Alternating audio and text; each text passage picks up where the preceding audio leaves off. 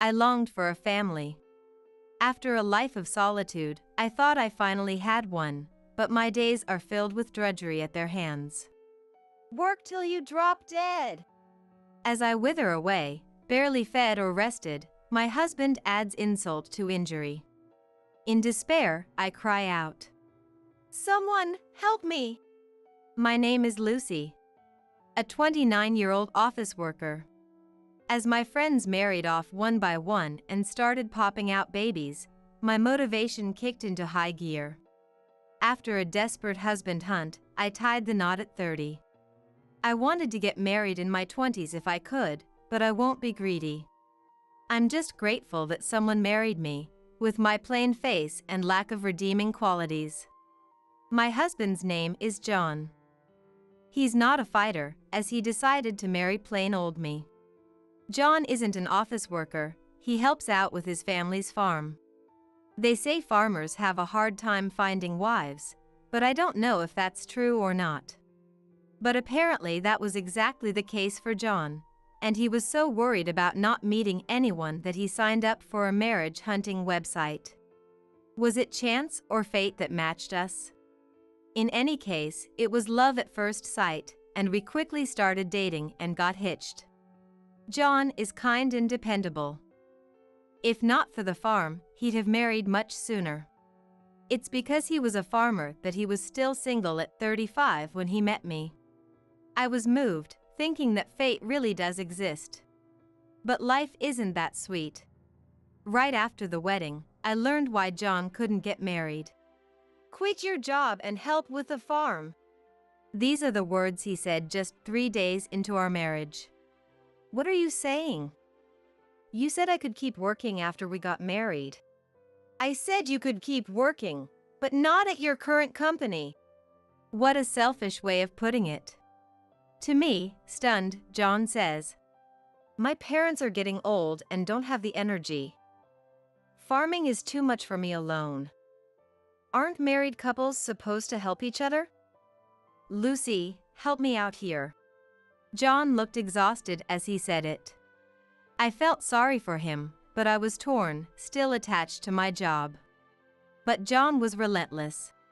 If you won't do farm work, then divorce is the only option. Faced with that, panicked me had already lost. I hate the thought of divorce within a month of marriage after finally finding someone. I made up my mind to quit my job. I was incredibly attached to that job. I loved it and wanted to keep at it. But family comes before work, I figured. There's a reason I feel that way. I never had a family of my own. The fact that I exist in this world means I must have parents, but by the time I came to understand things, they were already gone, and I was being raised in an orphanage. According to the staff, my mother apparently passed away from illness right after I was born. My father was still young and couldn't muster the resolve to raise me on his own. My parents had no relatives, so the moment my father abandoned me, my path to the orphanage was set. That's why I don't have a family. I love the other kids and staff at the orphanage, they're wonderful people, but they're definitely not family. I can't be spoiled, can't be selfish, can't be protected. I didn't have the environment that a real family would provide. My father would occasionally visit me at the orphanage, but only about once a year. It's a lot to ask a child to understand that this is their father, and he didn't know how to interact with me either. Despite our blood connection, we could never become a family. Maybe that's why I have an extraordinary longing for a family. And yet, the reason I couldn't get married until 30 was because I was desperate just to survive. Also, because I enjoyed my job. And now, I finally had a family. I figured it was better to let go of my job than to let go of that. I suppose my choice was already a mistake at that point. Before I knew it, time flew by. Years and years of non-stop work for 15 years. Before I knew it, I was being worked like a slave over and over again. The once kind John has retreated into the shadows, now transformed into a tyrant. The same goes for my parents-in-law. They work me like a slave. This is how my day goes. I wake up before sunrise and first prepare breakfast for the family. I immediately go to the fields to check on the crops. If there are problems, I deal with them. Even if there aren't, I patrol the vast fields alone. By the time I finish making my rounds, the sun has fully risen. Then I return home for a bit to clean up the dishes from the family's finished breakfast. I silently eat a single piece of bread, plain. Coffee and milk are strictly prohibited. I'm only allowed a single small glass of water. Then I immediately clean the house and prepare lunch. Once that's done, I maintain the farming equipment and check stock of necessary items like fertilizer. Then I check shipping arrangements with the agricultural cooperative and the prices with wholesalers for crops we've delivered. Then I check returned products and sales. There's just so much checking. By the time that's done, it's evening. I go to the fields one more time to check on things, then return home. When harvest season comes, harvesting work gets incorporated into this schedule too. And depending on the season, various other processes like sowing seeds and tending to the soil come into play. And then, once that's done, I go back to the house again to prepare dinner. After that, I clean the bath and the house. I clean up the dishes after the family finishes eating. There's no lunch, and dinner is just a cup of soup and some pickles. And still, only one glass of water. After that, I compile the income and expenditure calculations and necessary expenses into documents and submit them. I submit them to John and my parents-in-law. This is the first time John and my parents-in-law make an appearance, and you might wonder what in the world they're doing from morning to night. The answer is nothing. My parents-in-law, who were in their 60s when we first got married, are now in their late 70s. They had that tendency from the start, but now they say they're too old and it's physically taxing, so they hardly do any farm work. I haven't seen my parents-in-law go to the fields in the past few years. As for John, he's been living thoroughly lazy days.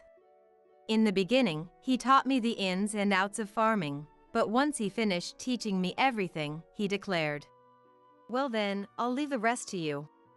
After that, John barely helped out at all. I'm essentially working alone. After I've been on the move from morning to night, finishing both housework and farm work, my parents-in-law take the documents I hand over and yell, "Your work is too slow!" John also looks at the documents and, "What the hell is this? Don't go increasing unnecessary expenses." He scatters the papers at me. "But this fertilizer is essential for this time of year. You could cut costs more, you incompetent fool." 15 years ago, both John and my parents-in-law were doing farm work. Their sense of time is stuck in that era. It's been 15 years, and with the impact of recent social conditions, the skyrocketing of fertilizer prices won't stop. No matter how much I appeal this, it doesn't get through to them, and they say, "It's because you're incompetent," refusing to even try to understand. As a result, I'm told, "There's no need to buy clothes for you. Keep wearing old clothes. Don't eat extravagant meals. 2 meals of bread and soup are enough for you. Work for the family. If you slack off, this family will fall apart." And my meals are reduced to twice a day, just sliced bread and a cup of soup. I'm not allowed to take baths, and I just wipe myself with a wet towel every day. It's still fine in the summer.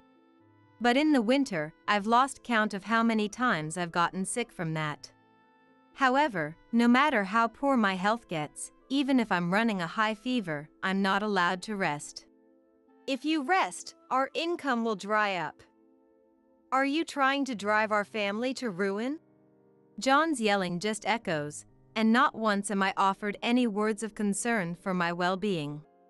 Cold eyes, cold words, cold attitude. All of it conveys that both my parents-in-law and John see me as nothing more than a slave. In such a horrible environment, why don't I run away? I ask myself, but I can't find an answer. I can tell my own thoughts aren't working properly anymore. I'm surely numb. I know I should run. But the one time I brought up divorce, that was the only time John transformed. Don't abandon us, Lucy. Without you, we're finished. Saying that, John's eyes welled up with tears. The family I sought and always wanted. Having finally obtained it, I couldn't bear to let it go, and at that point, I abandoned the option of running away. Call me foolish, I can't help it. I don't expect anyone to understand my feelings. I just want to protect my family, that's all. Unfortunately, at 45, I can no longer hope for children, but John and my parents-in-law are still going strong. And I have the crops that will respond if I work hard. The fact that I think this way probably means I'm already broken. I don't feel anything anymore, no matter what I'm told, no matter what I'm blamed for, even if I see my family living their lazy days. Every day, I just repeated the same things like a robot. But after 15 years of marriage, even I, in a state like brainwashing, finally realized. This situation is bizarre. I shut myself in my room after finishing a day's work. I can hear John's raucous laughter from the living room, and my parents-in-law yelling, "Make us a late-night snack." I feel I must obey my parents-in-law's orders, but my body won't move. There's a mirror in front of me. I haven't worn makeup in ages, but the vanity I've had since I got married reflects my face. In it, I see a version of myself that looks elderly. I gently place a hand on the mirror. Who is this? This is me. It's unmistakably me. Every day I was exposed to the sun's rays and made to work even in heavy rain.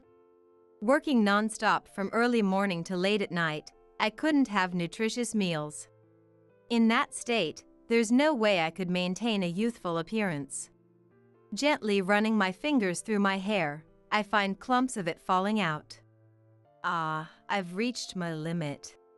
I cover my face, feeling the urge to cry. But no tears come out. I'm dehydrated.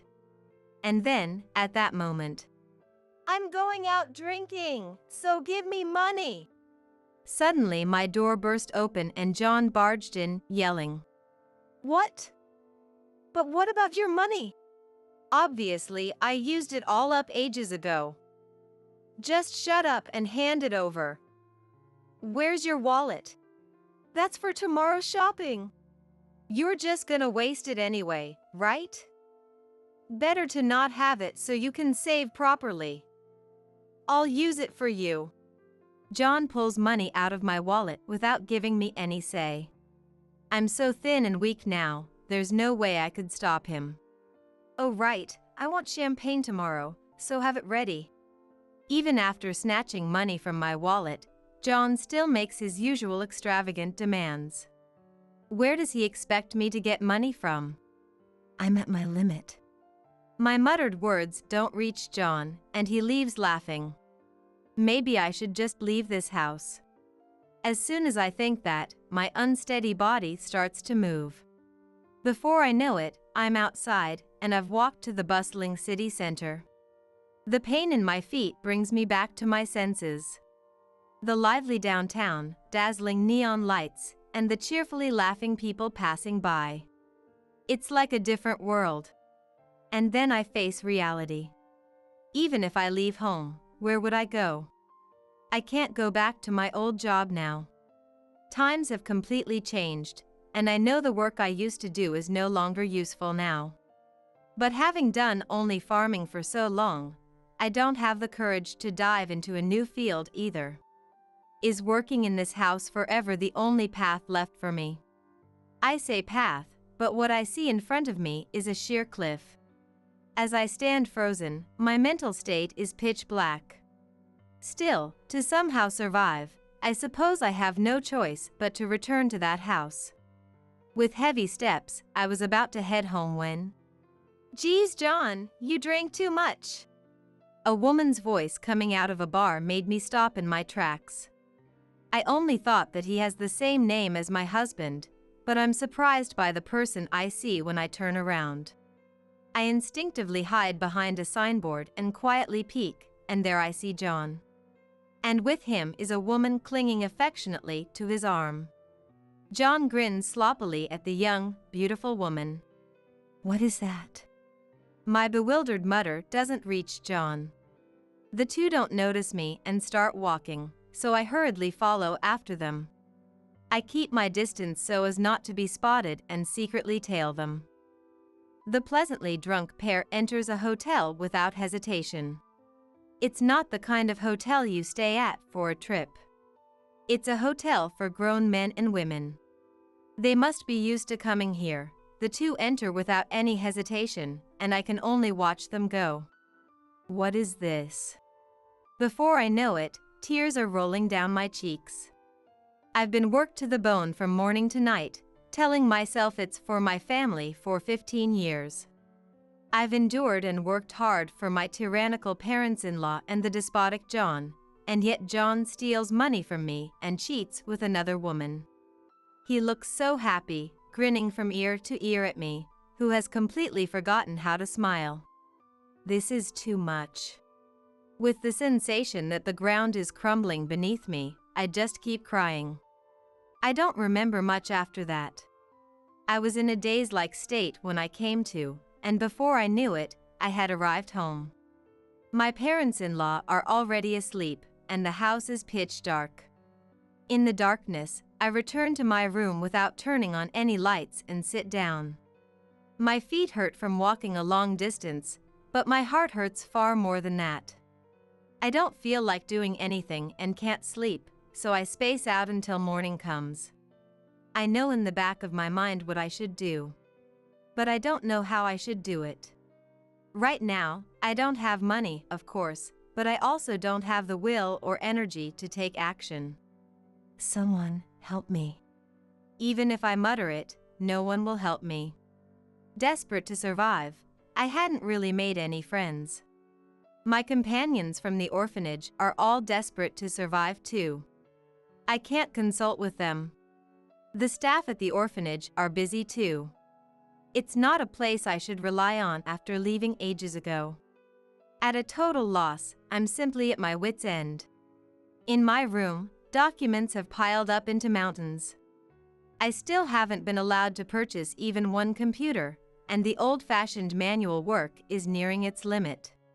More than that, my mental limit is nearing. As I'm spacing out, the sun rises, and my parents-in-law come yelling. "What are you doing?" Because normally, I should have long finished preparing breakfast and gone to work in the fields by now. My parents-in-law, who never move a muscle themselves, who claim they're too old yet seem more energetic than me, who never do a thing. These people made John the way he is. The world looks coldly upon me, having come from an orphanage. If I make the slightest mistake, I'm met with eyes that say, "I knew it." But do people really fail because they don't have parents? Then can you say John is a respectable person? Has John, who had proper parents and was raised with his family, become a respectable adult? The answer is no. Why am I, who lives earnestly, berated while John, who does terrible things, gets to laugh? I want to hurl these questions at my parents-in-law. The moment I think that, the front door opens and John comes home. In high spirits, John is tattled on by my parents-in-law. "Your wife is slacking off. Why haven't you prepared breakfast or done the field work? Get moving for the family." Family? Is that woman also your family? What? You're cheating, aren't you? I saw you last night. Entering a hotel with a woman. I say it clearly, but John doesn't look the least bit guilty. "Oh, so you saw," he says. "Well, of course I'd prefer a young, beautiful woman over an old hag of a wife who looks elderly, right? I want a divorce.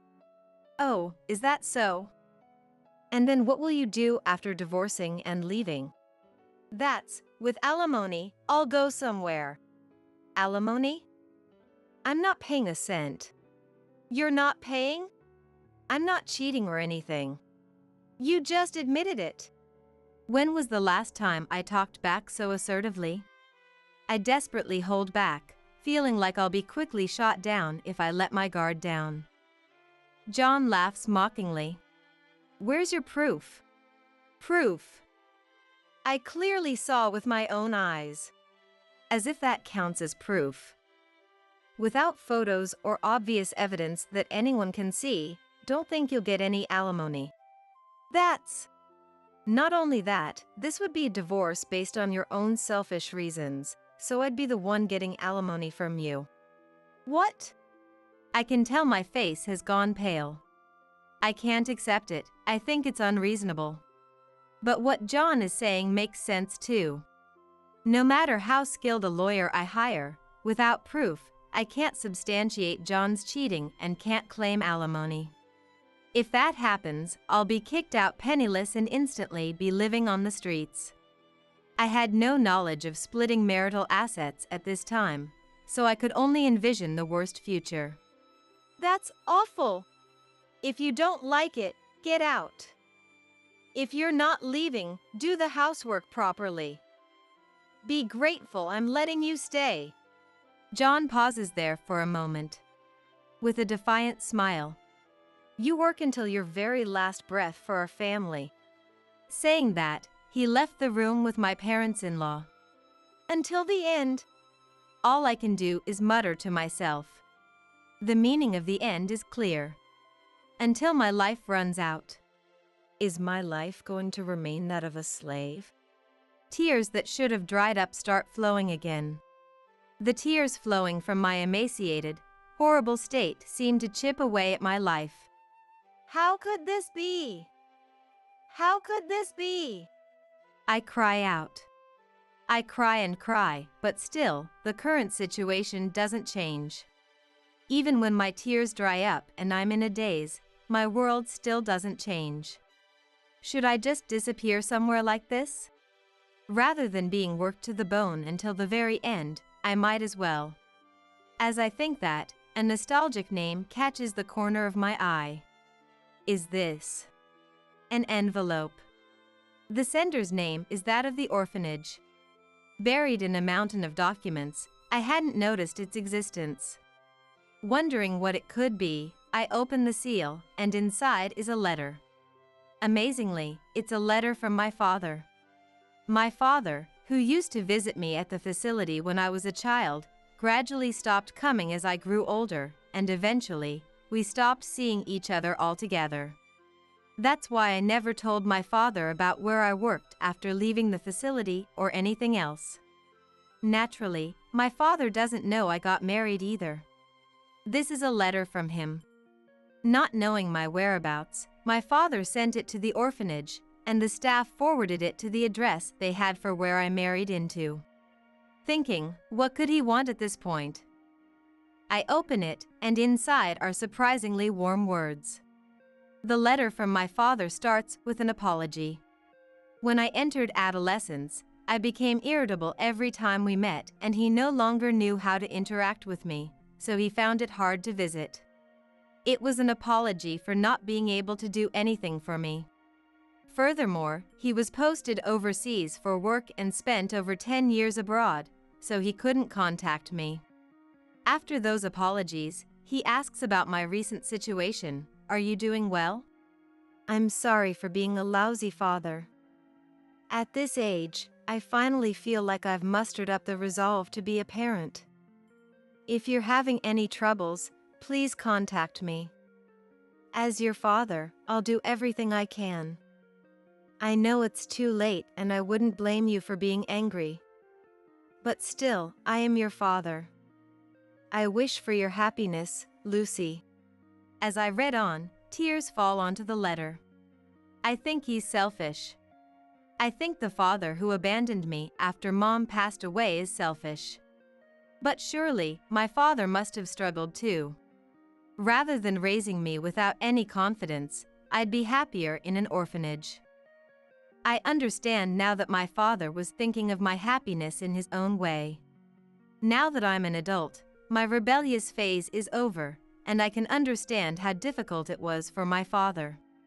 Surely, my father was also grief-stricken when his beloved wife suddenly passed. My father loved my mother so much he couldn't recover from the despair. And now, my father has finally recovered, is facing reality, and trying to face me. He's trying to be a father. That made me happier than anything. My father, who wishes for my happiness, is concerned about my current situation and cares for me. I feel like the distance between my father and me up until now is melting away. Before I know it, I have a phone in my hand. I don't have a mobile phone. There's only the house phone. I'll get yelled at if I use it without permission, but it seems John is out again and I don't sense my parents-in-law's presence, so they must have gone out too. Now's my chance. I dial the phone number written after "please contact me if anything comes up." My heartbeat is loud. I can tell I'm nervous. I make the call even though I don't know what I should say. After a few rings, a nostalgic but slightly aged voice, my father's voice, reaches my ear. Hello. The moment I hear it, everything I had been thinking of saying is blown away. Tears spill out. Hello? Who is this? Well. What? Before I know it, words have left my mouth. Help me. Lucy? I didn't say my name. The last time I met my father was around the end of middle school, I think. My voice should have completely changed now that I'm an adult, but my father remembered. He noticed. Dad. Lucy. It is you. What's wrong? Dad, please, help me. Skipping over greetings like long time no see, and everything else, I yell. I yell and break down crying. Please, Dad, help me. John and my parents-in-law returned home late that night. The three of them were quite drunk, so they must have been out drinking, making me work while they live the high life. But they better be prepared, because their reign is about to end.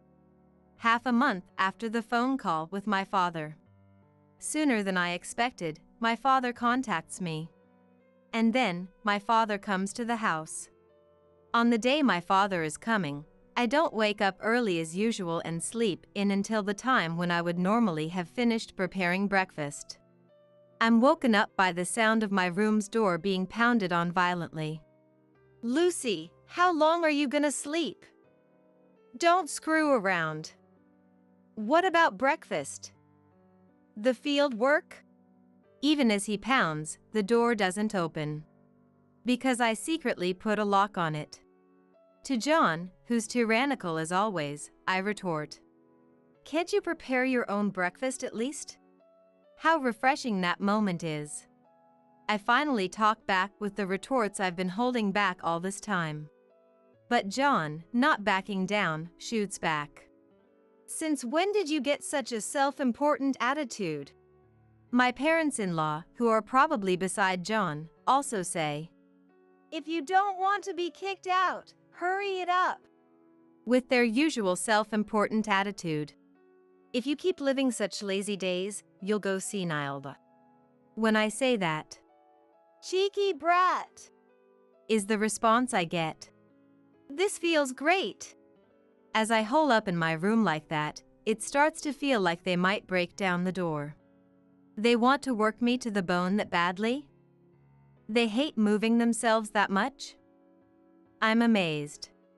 But just as I thought the door might seriously be reaching its limit, the doorbell rang, signaling a visitor. Inside the house, John and my parents-in-law are tyrants, but it would look bad if people found out they were bullying their daughter-in-law. Especially in the countryside, where many of the neighbors are also farmers. John stops yelling too and goes quiet. My mother-in-law, Mary, hurries to get the door. She's still spry enough to run, I see. Mary shouts, Hey! Some rich-looking man is calling for Lucy. What? For Lucy? As John says that suspiciously, I forcefully open the door. Yes, I'm coming. Lucy! I shake off John, who's trying to stop me in a panic, and run to the entrance. Where did I, malnourished and emaciated, get that kind of strength, you ask? It's an adrenaline rush. And I'm light because I'm so thin. Dodging John's hands, I headed for the entrance. Dad! There stood my father. Actually, I've met with my father several times since that phone call. Because John and my parents-in-law never come around during farm work. It's easy to secretly make time to meet. I got yelled at for not being able to do my share of the work, but John and my parents-in-law don't know I've been meeting my father. What? Your father? John, who chased after me to the entrance at the sound of my voice, widens his eyes. That's right. I answer and turn back to John. Let me introduce you. This is my birth father. Nice to meet you. Thank you for always taking care of my daughter. What? Oh, you're welcome. I told John when we first met that my father is alive, but we've become estranged. John must have completely forgotten about the existence of my father, whom I haven't seen once in the past 15 years. And now he's suddenly appeared right in front of him. It's no wonder he's surprised. But why is Lucy's father here all of a sudden? It's not sudden. We've been in contact many times. With this mobile phone. What? When did you get a mobile phone?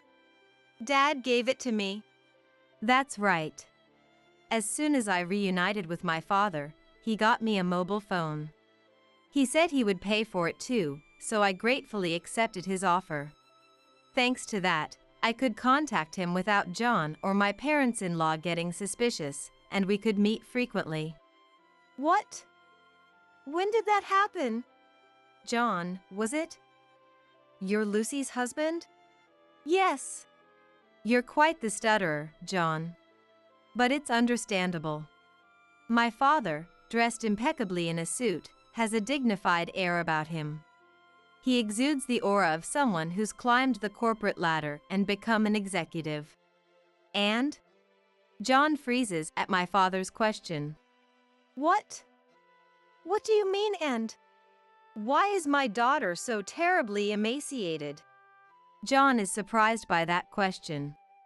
Of course he is. We rarely run into neighbors in the countryside, but when we do, they worry about how skinny I've become. And how much I've aged. John and my parents-in-law brushed it off to acquaintances, saying it's her constitution, but... It seems Lucy has a constitution that makes it hard for her to gain weight. He seems to intend to get away with the same excuse. But that's naive. Is there any constitution that makes someone this emaciated? A thunderous rebuke. At my father's rebuke, John's legs give out and he falls on his behind. It certainly is intimidating. No matter how you look at it, this level of skinniness must mean there's some health problem. Don't you think to have my daughter see a doctor? We've been busy. You can only be busy if you're alive. What do you think my daughter is? I'm sorry. John can act tough against weak me, but he's awfully meek against someone stronger than him. My eyes are cold as I watch John turn pale. By the way, I could hear you screaming at my daughter to make breakfast and do farm work. What was that about? Next, my father glares at my pale-faced parents-in-law. Our son's wife, your daughter, is always thinking of slacking off. I've had a chance to tour your fields a few times, but was I imagining that my daughter was the only one out there? Tour? When did you? Is there a problem with a parent observing their daughter's workplace? No, well, Is there? No. even my parents-in-law are getting pushed back by my father's forcefulness. In my mind, I'm giving my father a standing ovation. Amazing. Dad, you're wonderful. I want to do that too. I had been completely weakened by 15 years of brainwashing, but I've become quite energetic since reuniting with my father. I'm still emaciated, but since my father started treating me to meals and I began getting proper nutrition, I can think clearly. So I can't just leave everything to my father. Or rather, I want to speak up like him. Dad, Lucy, here's what we discussed. Thank you. As if remembering, my father hands me a thick envelope. There's so much here. Reading it all would be. As I'm bewildered, You only need the top 3 pages or so. he says, putting me at ease. I take them out, give them a once-over, and a defiant smile spreads across my face. I look up from the documents at John's face. What is it? To the perplexed John, I lift my hair and flash a smile. Behold, this supple hair. My hair that had been falling out like crazy from malnutrition is now supple and beautiful like it once was. It may be difficult to get it back to how it was in my youth due to my age, though. Still, it's on a different level from my hair quality just a little while ago. And so, having fully appreciated the beauty of my hair, I show John the documents. My father is an executive at a large company and has quite a few connections. One of them is with a detective agency, and he had them investigate your conduct. What? Yes, let's take a look here. Can't you see it? Has all that fooling around made your eyesight go bad? What did you say? I, who has good eyesight from continuous farm work, will show you. This here is the results report on your infidelity investigation, supervised by the detective agency. What? You can't understand just from a few long words lined up? No way! In other words, this is proof of your cheating. What? You can stop saying that. In just this past half month, more than enough evidence has been gathered, so I'd like to hire a lawyer and proceed with divorce. Any objections? Major objection. I'm not getting divorced. Why? If we get divorced, I won't be able to live like this having fun. Stop having fun and work. 15 years. It's been 15 years. 15 years since we got married, and I've endured through it all. No matter what was said to me, I endured and endured, enough to explode many times over. The anger I unleash as a result must make for a terrifyingly demon-like expression. In fact, John's face has gone pale just from looking at me. It's nothing compared to earlier when he went pale at my father's rebuke. Now, Lucy, are you saying you're going to abandon us old folks? Were you that cold of a daughter-in-law? Oh my, Mary. If you're calling me cold, then just how cold are you all for working your daughter-in-law to the bone? Antarctic level? Arctic level? Which one is it? Well, Antarctica and the Arctic are just as cold, aren't they? Wrong. Antarctica is colder. So if I'm Arctic level cold, that means you people are Antarctic level cold, doesn't it? That's such a complicated analogy. If you don't get it, don't laze around. Work and study. If I work, will I understand the difference between Antarctica and the Arctic? Okay, enough about Antarctica and the Arctic already. You're the one who brought it up, Lucy. I cut off the conversation, saying I've had enough of the analogy. And then, I turn back to John again. I crouch down in front of John, who's still sitting on the floor, and peer into his face. At my sharp gaze, emaciated but having regained a strong spirit, John lets out a small scream from the back of his throat. So, John. Lucy, your face is scary. Regarding your infidelity, there is irrefutable proof. Stop dragging out the end of your sentences. It's scary. You'll agree to a divorce, yes? With a lump sum alimony payment, of course. That's a problem. What? No, I got it. I'll pay the alimony and divorce you. Faced with me looking like a demon from hell, John, now teary-eyed, nods and agrees to the divorce. I stand up, exasperated, and look behind me. Where I look, my father is giving a thumbs up. So I flash a big smile and give a thumbs up too. As for what happened after that, well, it's pretty obvious, but to sum it up, John and my parents-in-law were ruined. Thanks to the skilled lawyer my father introduced me to, the divorce went through without a hitch. And then there's the matter of the lump sum alimony payment to me. The bunch who lazed around and spent all the money I earned obviously have no ability to pay. As a result, they paid with the money from selling the house. It's too little compensation for the long period of 15 years, but I'll let it slide since making them suffer has meaning. The three of them ended up taking shelter in an old apartment. If they worked hard and earned money through farming, they could probably return to their former lifestyle soon. But after 15 years of thorough laziness, my ex-husband and former parents-in-law had completely forgotten how to do farm work and their bodies could do nothing. It was their first time doing farm work in ages, starting not from square one but from the negatives. Naturally, they couldn't do it properly at all, and the crops ended up in a miserable state. Almost none of it was at a level that could be shipped out, and even when it could, there was a storm of complaints about the quality being too different from before.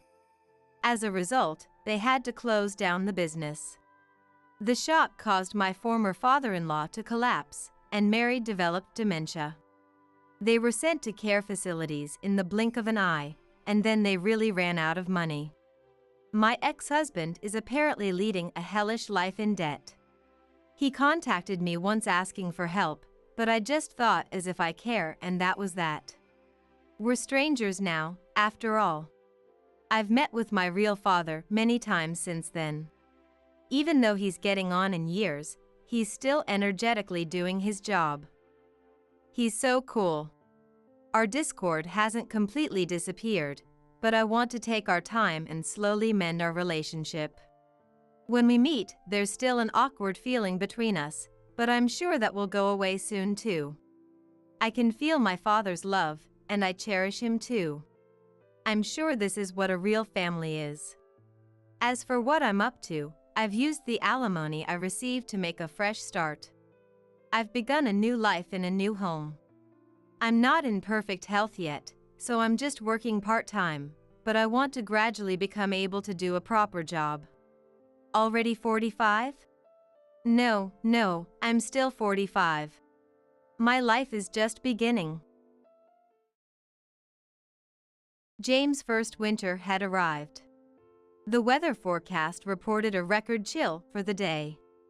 I wonder if Susan and James are okay. They were the first to come to mind, my son's wife and their newborn. I hoped they weren't falling ill from the cold. Worried, I messaged Susan on my mobile phone that night. Are you and the baby all right? Hope you guys don't catch a cold. But after sending the message 2 or 3 times, not only did I not get a reply, but she hadn't even read them. She's serious by nature, so I hoped she wasn't overexerting herself.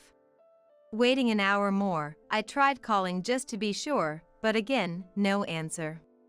Something must have happened. Without a second thought, I threw on a thick jacket, rushed out of my house, and drove to my son's family's apartment. Ringing the doorbell yielded no response, and I imagined Susan collapsed inside. I immediately called the apartment manager to have the door unlocked. No lights were on inside, only the faint intrusion of streetlights. Groping along the wall, I relied on memory to find the switch. But no matter how many times I flipped it, the electricity wouldn't come on.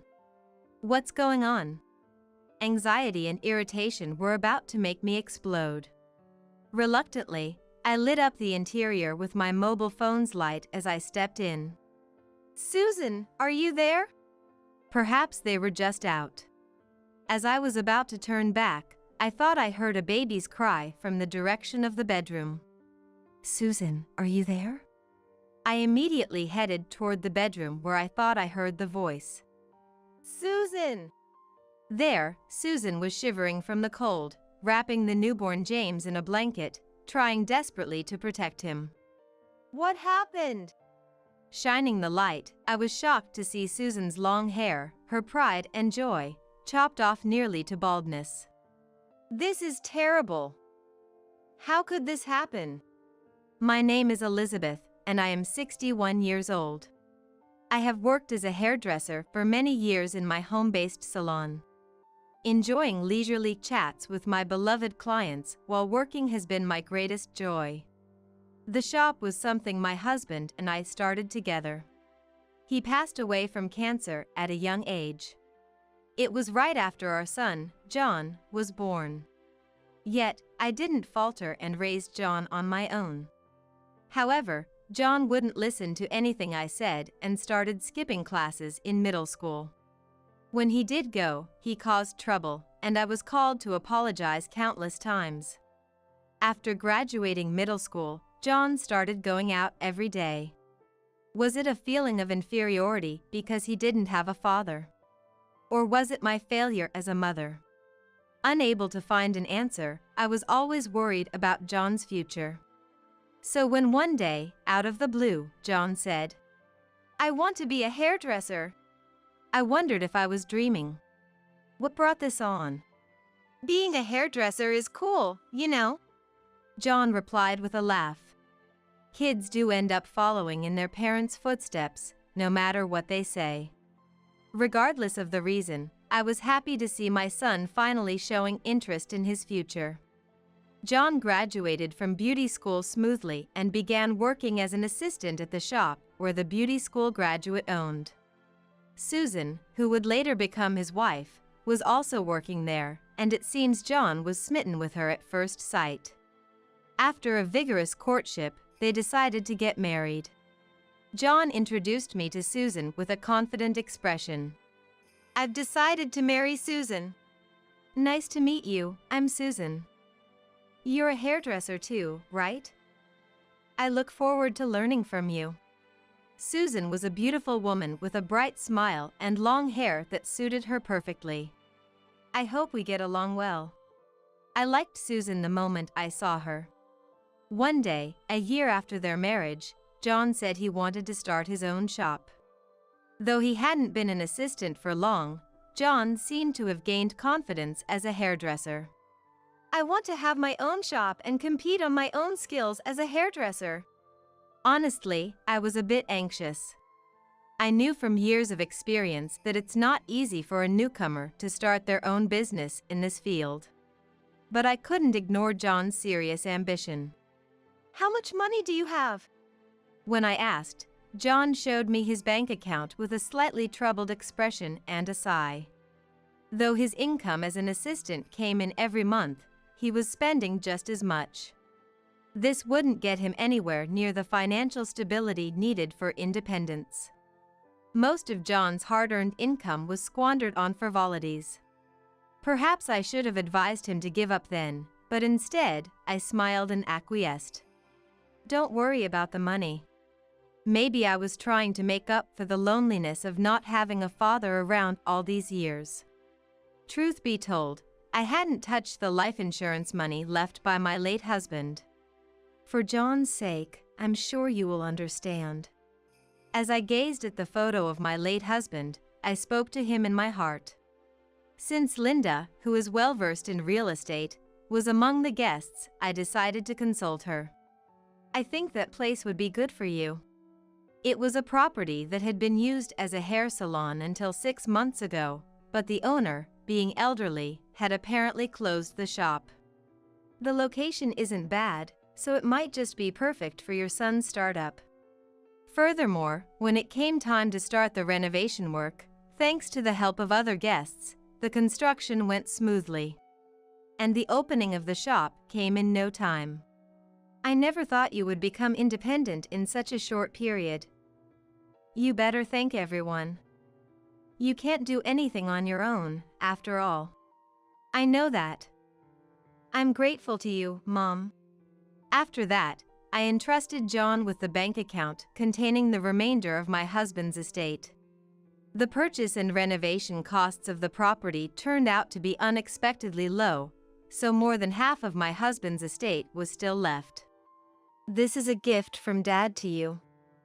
Use it carefully for business expenses. Don't ever waste it.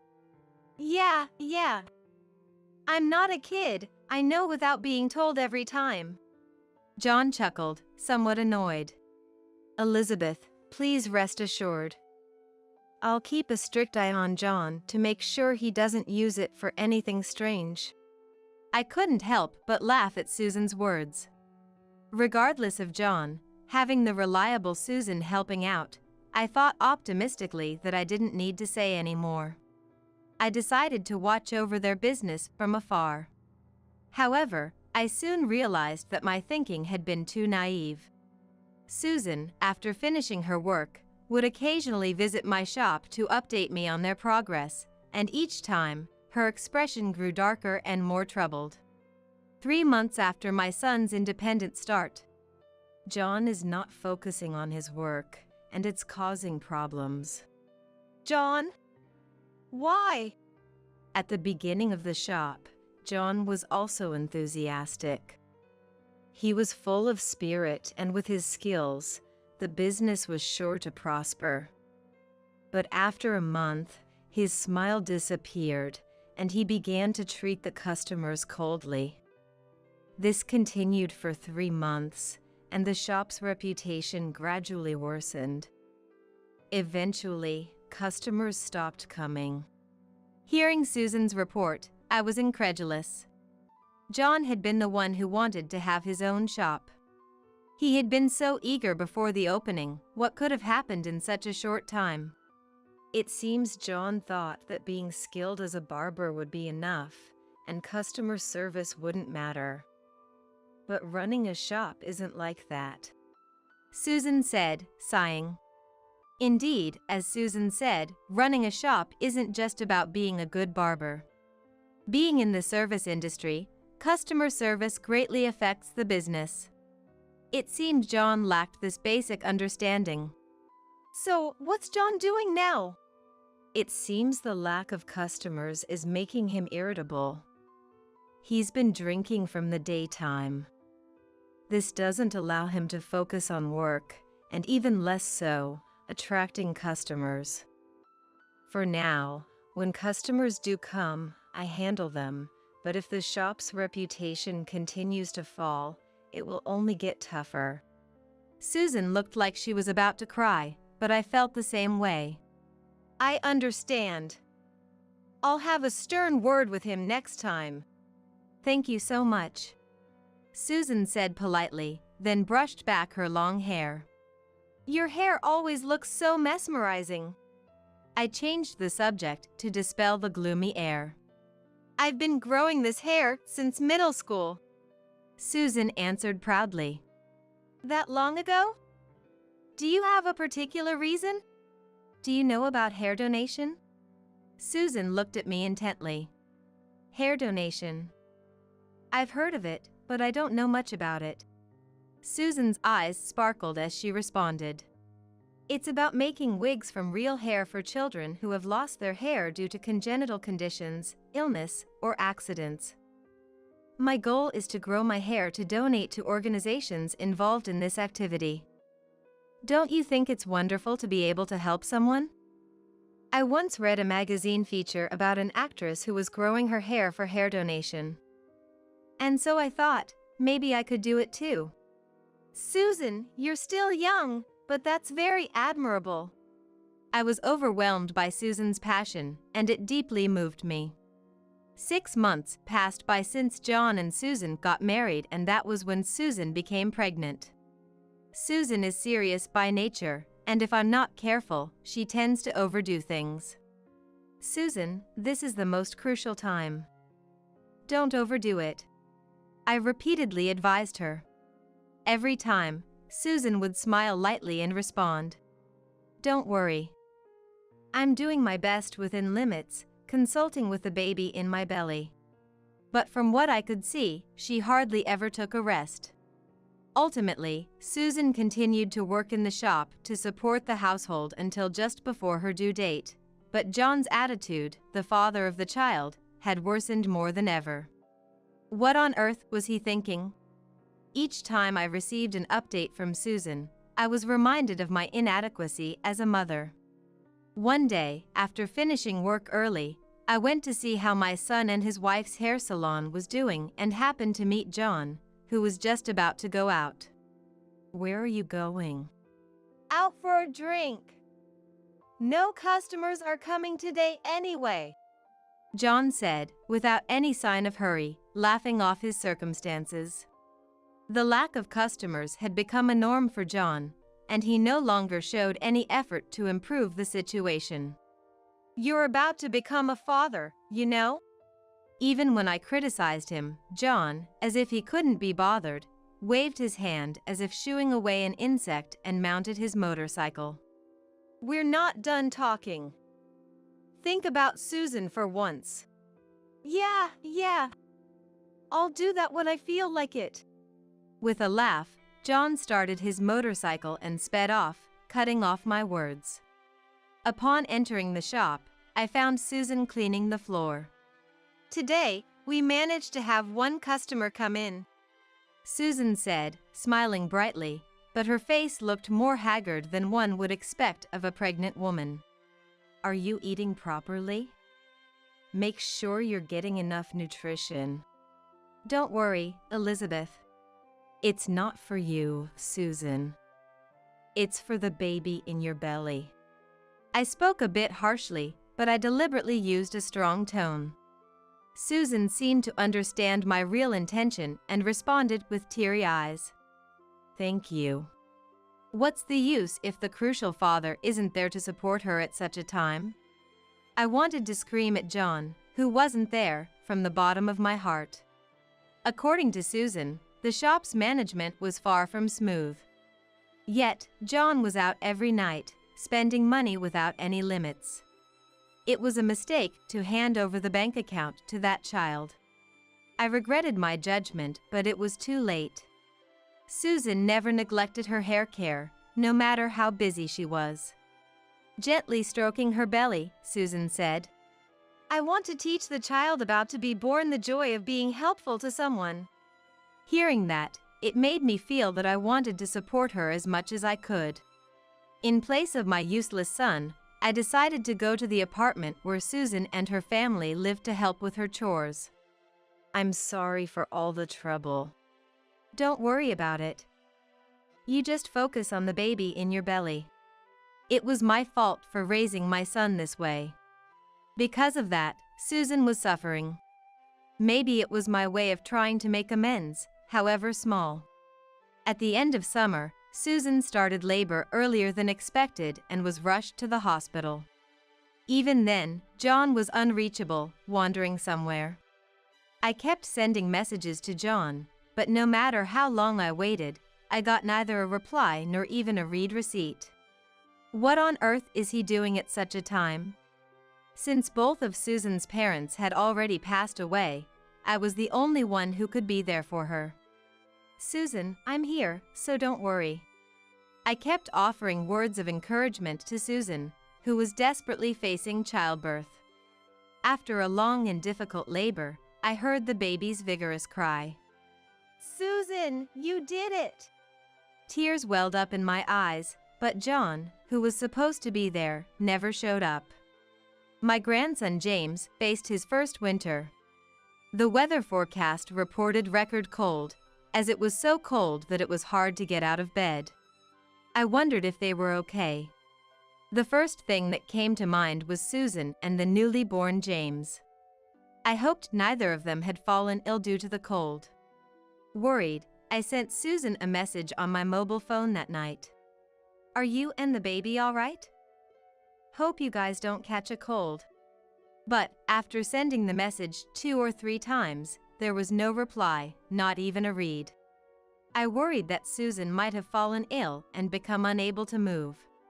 I hoped her serious nature hadn't led her to overdo it. After waiting another hour, I called just to be sure, but the result was the same. Something must have happened. Without a second thought, I put on a thick jacket and rushed out of my home, driving to the apartment where my son's family lived. When I parked in front of the apartment, the house was enveloped in darkness. It's not unusual for families to spend the end of the year and the new year abroad, but I hadn't heard any such plans from Susan and her family.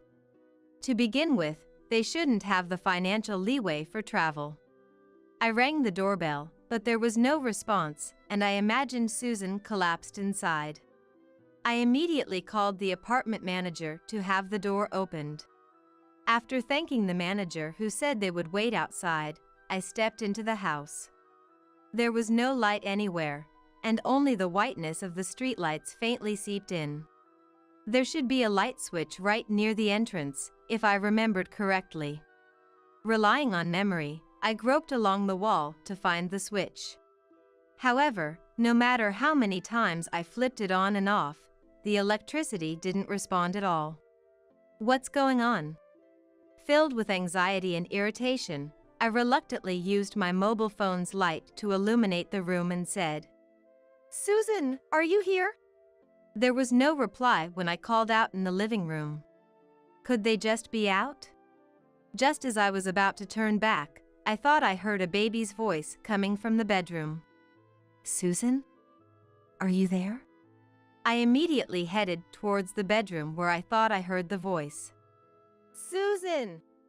Susan was shivering from the cold, desperately wrapping her newborn, James, in a blanket to protect him. "What happened?" When I shone the light on her, to my astonishment, Susan's once prideful long hair had been chopped short, almost to a buzz cut. Her eyes were red and swollen as if she had been crying for a long time. "This is terrible. How did this happen?" I took off the jacket I was wearing and draped it over Susan. "It's okay now. You don't have to force yourself, just tell me what you can." "What happened?" Susan began to speak in a slow voice. John had continued to go out every day, just as he did before James was born.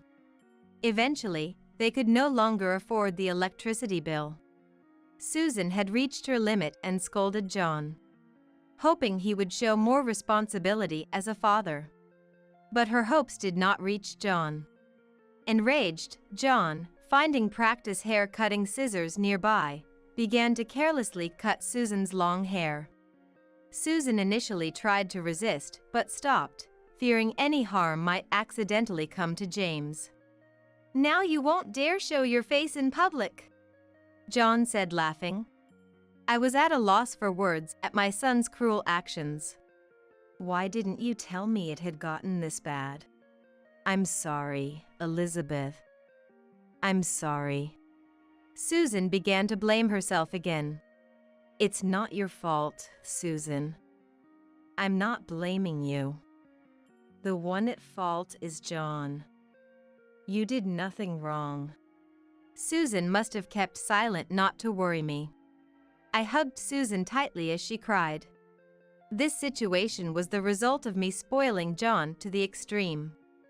Filled with frustration at my own inadequacy and anger towards my son's inability to empathize with others, my heart was aflame. I took a deep breath and called John. "Mom, it's been a while. What's up all of a sudden?" "I just wanted to hear your voice after so long. How are things there? Are Susan and James doing well?" "Of course. Everyone's doing fine. Nobody answers the home phone. Where are you now?" John paused for a moment as if searching for an excuse. "Actually, the 3 of us are in Hawaii. We'll be back next week." "Oh, Hawaii, huh? That sounds nice. John boldly lied, thinking I was unaware. What was the point of all my efforts for John?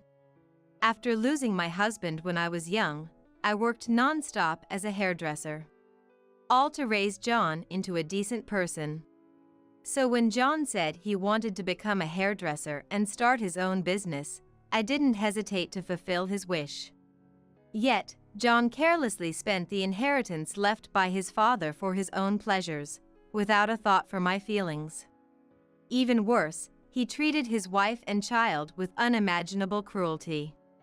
I could never forgive him. My expectations for John turned into disappointment. What would you like as a souvenir? Look forward to it. Anything is fine. You're coming back next week, right? Just come back safely. Hey, Mom, you sound a bit off. What's wrong? John seemed to be saying something else, but I hung up without paying him any further attention. I thanked the manager who was waiting outside the apartment and decided to take Susan and James back to my home. Then, I called everywhere I could think of. A week passed, and I received a call from John on my mobile phone. He was in high spirits, saying he had just landed at the airport. I'm back. I even bought souvenirs for you. John was trying to play the part of the dutiful son now, but my heart wasn't fooled. That's nice. I replied in a monotone voice, but John seemed oblivious to the change in my tone. Soon, a taxi stopped in front of me. Apparently, he had enjoyed his trip to Hawaii, as you could clearly see the tan lines from sunglasses around his eyes while he unloaded tons of luggage from the trunk. He took out keys from his pocket and headed towards the house where his wife and son were supposed to be waiting. He probably thought the door would open easily once he turned the key. However, no matter how many times he tried, the key wouldn't fit the lock. What's this? What's going on? John voiced his irritation. I quietly approached from behind and asked with a smile, "Did you enjoy your trip to Hawaii?" Though my heart was boiling with anger. Mom, you knew? Seeing me, John somehow looked relieved, as if misunderstanding my presence. Listen, Mom. I just got back and tried to enter the house, but the key won't fit. It must be some kind of prank by her. Susan must have done this because I went on a trip alone. He seemed to want to play the victim, blaming Susan. You left Susan and newborn James to go on a trip, and what were you doing? I've told you 1,000,000 times. I was in Hawaii with my family. Didn't you just say you went on a trip alone? When I pointed out the contradiction, John was at a loss for words. To think you could lie about going to Hawaii with your family. Susan was, cut off from electricity, shivering in the cold, holding James close to keep him warm. And to cut off Susan's long hair she was so proud of, don't you feel any remorse as a human being? That was bad, I admit. But I really need to get inside the house now. It's freezing. John showed no remorse, rubbing his arms for warmth. The cold Susan and James experienced was nothing compared to this. And your home isn't here anymore. I've canceled the apartment lease. You'll have to find your own place to live from now on. Canceled? Why would you do something like that? John panicked, but the apartment lease was in my name to begin with. Since we couldn't keep talking outside, I took John to a nearby cafe to listen to him. John sipped the coffee he ordered, probably not tasting anything. His face went pale as he shifted his gaze between me and the coffee. You were struggling to pay the electricity bill, yet you could afford a trip to Hawaii? About that. John grimaced, but eventually started to talk. He said he had been showing off to friends and female customers he met at the shop right after opening, using his father's inheritance to live it up. Such spending would quickly deplete even a large inheritance, something John knew well. Yet, after running through the inheritance, John continued to borrow money to buy gifts for his friends and take them on trips. The shop isn't doing well, yet you're quite the spender. Don't worry. I'm a professional hairdresser. If I put in the effort, customers will come, and I can support my family. Where this confidence came from, John couldn't say, but he answered with conviction. I gave John a cold look. About your shop, I've already sold it. All the equipment, too. It's too late to get it back now. And shattered his baseless confidence. You're lying, right? Why would you do something like that? John slammed the table, his face turning red. Oh, you were planning to continue with the shop? I thought you had abandoned it since you left everything to Susan. Besides, I bought the building and the land for the shop, and it's in my name. You have no right to complain now. So, my going out was all for attracting customers. I had it all planned out. John looked like a child about to cry because he couldn't get the toy he wanted. If you're so confident in your skills, you'll bounce back quickly. I coldly pushed my son away, leaving only the money for the coffee on the table before exiting the cafe. A month passed. Susan and I avoided contact with John, but bad rumors naturally reach a parent's ears. After being rejected by me, John apparently turned to his friends, asking them for money. But those friends had originally gathered around John for his money. As expected, none of them were willing to help John now that he had lost his financial power. Furthermore, John was reported to the police for stalking female customers he had approached in his shop. Although he got off with just a stern warning from the police, he was thoroughly reminded of the value of personal connections. John then completely vanished from our lives. He's probably living alone and in fear of debt collectors by now. Everything that happened to him was all caused by him and no one else. My anger towards John isn't just about his reckless spending. What's unforgivable is how he neglected Susan and James, pushing them into a difficult life. And for cutting off Susan's long hair, which she had grown out and cared for over many years, for selfish reasons. That foolish act might have robbed unknown children of a brighter future, who would have eagerly awaited Susan's hair. As someone who also works with hair, John's actions are inexcusable. John will need a long time to understand the pain Susan has endured. Susan herself doesn't speak of her emotional pain, but it's clear she's hurt. She seems to keep her feelings to herself, not wanting to worry me. Wanting to help somehow, I asked my fellow hairdressers to make a wig especially for Susan. It won't make up for my son's mistakes, but please use this. Thank you, Elizabeth. Susan smiled and thanked me, but tears were rolling down her cheeks. Using my back pain as an excuse, I asked Susan to help out in the shop. Susan threw herself into work, as if trying to forget her emotional scars. When customers spoke to James, he would burst out laughing. Now, there are customers who visit the shop just to see James. Susan, gradually regaining her physical and emotional strength, has started to take steps towards divorcing John. The presence of Susan and James brightens and enlivens the shop. Drawn by Susan's cheerful atmosphere, many women, also raising children, started coming to the shop as customers.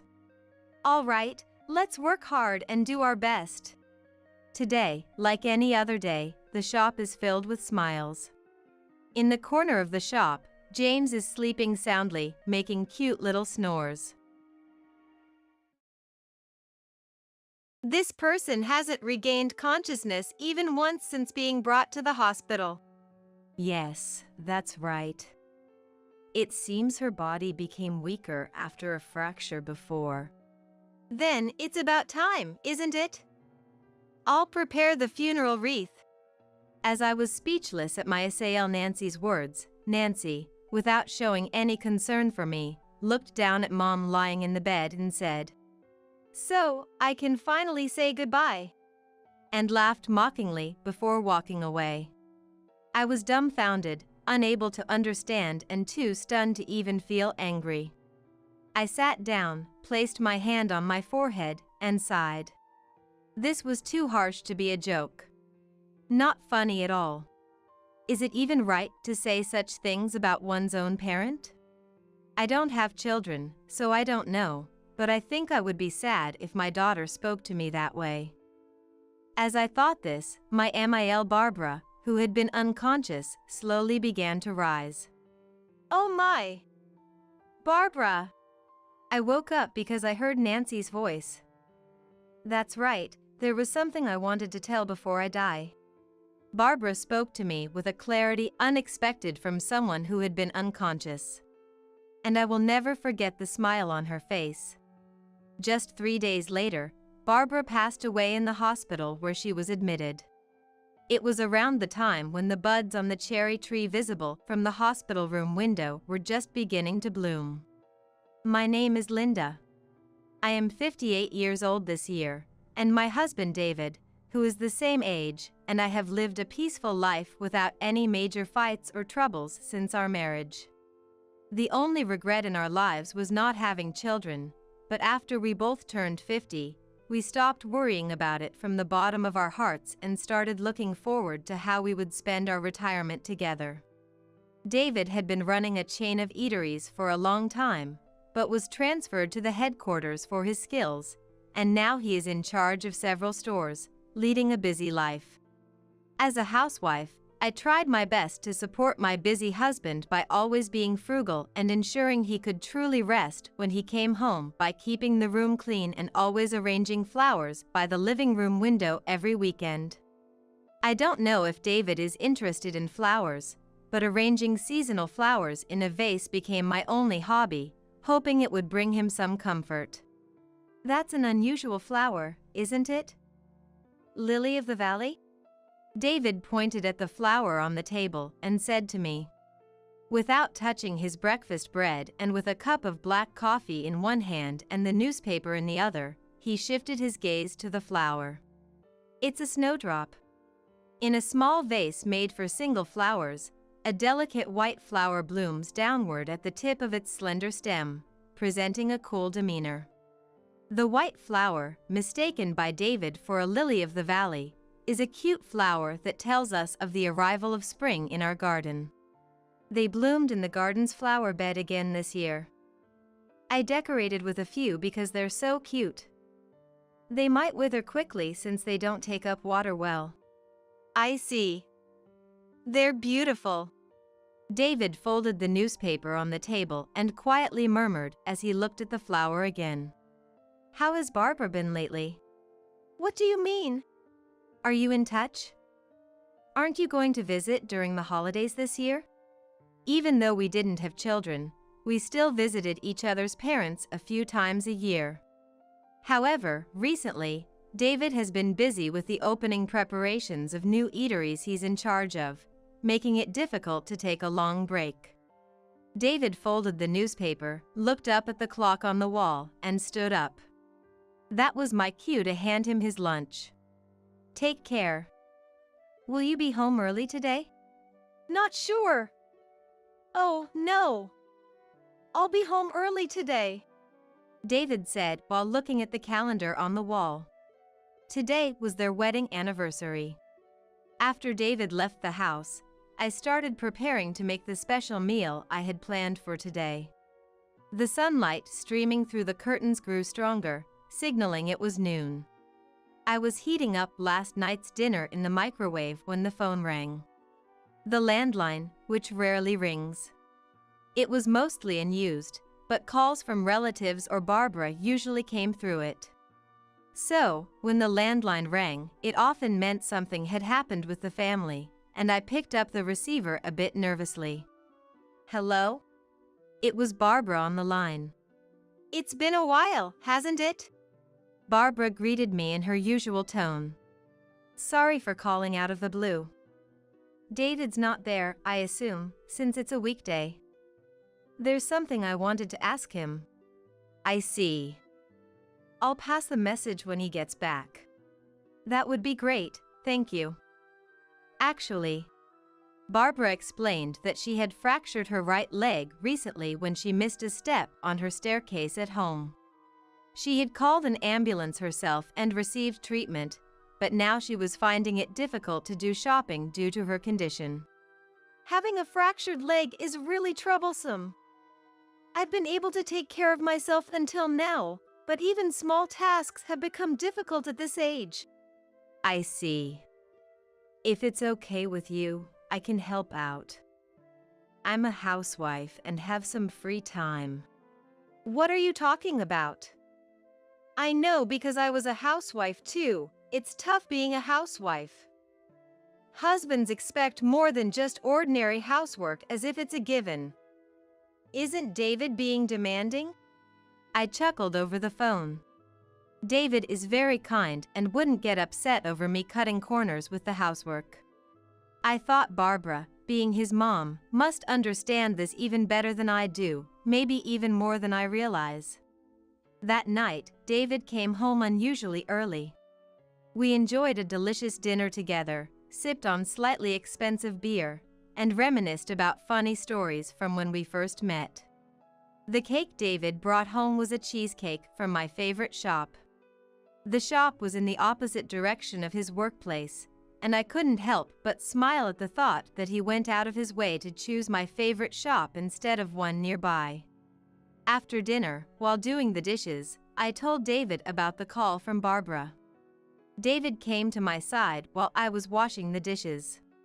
What did you say? I wiped the washed dishes with a towel and put them back on the shelf. Barbara fractured her leg at home. She asked if you could take her to the hospital and for shopping, maybe once every 2 weeks, by car. Once every 2 weeks? She's really holding back. Actually, someone needs to take care of Mom. Life would be uncertain otherwise. I know it might be presumptuous, but when I offered to help, she refused. She told me to take good care of you instead. David laughed heartily and then immediately turned serious. With Fael gone, there had always been concerns about Barbara's living situation. David, somewhat reluctantly, took out his mobile phone and, while scratching his head, "Guess I should give her a call," muttered. "Ah, it's me, David." "Sis?" "Ah, right. David walked out of the living room with his mobile phone to his ear. The call was to Nancy. Nancy is a year older than David and works in PR for a company in the city center. Honestly, I don't know much about Nancy, who hardly ever shows up at family gatherings, but I was vaguely aware that Barbara spoke ill of her, so I knew their relationship wasn't good. David returned with a grim expression and sat down. "She said she doesn't care about Mom." "That's terrible." "Well, it's not like we can do much either. Can't be helped. I know someone who arranges home helpers. I'll talk to them sometime." David acted swiftly, and by the following week, a home helper started visiting Barbara's house. Initially, Barbara complained, but she eventually accepted the fact that she couldn't manage everything on her own and expressed her gratitude for David's kindness. Years passed by in the blink of an eye. As usual, I opened the curtains to let in the morning sunlight. The snowdrops that used to bloom in our garden around this time every year were absent. While the green stems of these bulbous plants were growing, they hadn't blossomed into their characteristic white flowers. "It happens," I thought, slightly disappointed, as I yawned. The landline rang. Caught off guard by the phone ringing mid-yawn, I ended up coughing. As I picked up the receiver, my heart rate sped up when the caller identified themselves as the reception at the university hospital. "I'll be right there." Without asking for details, I quickly got ready and jumped into the car. I had heard that Barbara's health had been deteriorating. Frantically, I grabbed my mobile phone to inform David that I was heading to Barbara's hospital. Noticing my fingers trembling on the steering wheel, I tried to calm my nerves by taking deep breaths at a red light. "It's going to be okay. It has to be." For some reason, I couldn't stop thinking about the snowdrops I had seen in the flower bed earlier. Despite their lush green stems, the absence of even a single bud made them look more like weeds, unsettling me in my current state. Upon arriving at the hospital, I found David waiting. He was in his suit, apparently having been inspecting a nearby store when I called, and had rushed over. "We were just told it might be tough considering her age." David looked exhausted as he shared this with me. Leaving David outside, I lightly knocked and entered Barbara's hospital room. There, Barbara lay unconscious. Her thin arm, now much leaner, peeked out from under a white blanket, and I instinctively looked away. Despite our shock, we discussed with the doctor what steps to take next, concluding that as her family, we should care for her daily. David's job didn't allow him much time, so the majority of the caregiving fell to me, but I accepted this responsibility and continued to care for Barbara diligently. I would gently change her position and wipe her back, even though she remained unconscious. Every hour, I massaged her back and diligently rubbed her swollen legs, trying to improve her circulation. One day, I had to leave the hospital to pick up some necessities for Barbara's stay from a nearby drugstore. When I returned to the room with shopping bags in hand, I found Nancy there unexpectedly. "Nancy, you came to see Barbara." I was genuinely happy that Nancy had come to visit Barbara. Despite everything, the fact that Nancy came to see her, even if it was a bit late, made me happy, thinking she must have been worried after hearing that Barbara had lost consciousness. Nancy glanced at me and then smirked unpleasantly, curling one side of her mouth. "This person hasn't regained consciousness even once since being brought to the hospital, it seems." "Yes, that's right. It seems her body has weakened since the fracture before." "Then it's about time, isn't it? I'll prepare the funeral wreath." I was speechless at Nancy's words. Without showing any concern for me, Nancy looked down at Mom lying in the bed and said, "So, I can finally say goodbye," and laughed mockingly before walking away. I was dumbfounded, unable to comprehend and too stunned to even feel angry. I sat down, placed my hand on my forehead, and sighed. This was too harsh to be a joke. Not funny at all. Is it even right to say such things about one's own parent? I don't have children, so I don't know, but I think I would be sad if my daughter spoke to me that way. As I was thinking, Barbara, who had been unconscious, slowly began to rise. "Oh my! Barbara!" I woke up because I heard Nancy's voice. "That's right, there was something I wanted to tell before I die." Barbara spoke to me with a clarity unexpected from someone who had been unconscious. And I will never forget the smile on her face.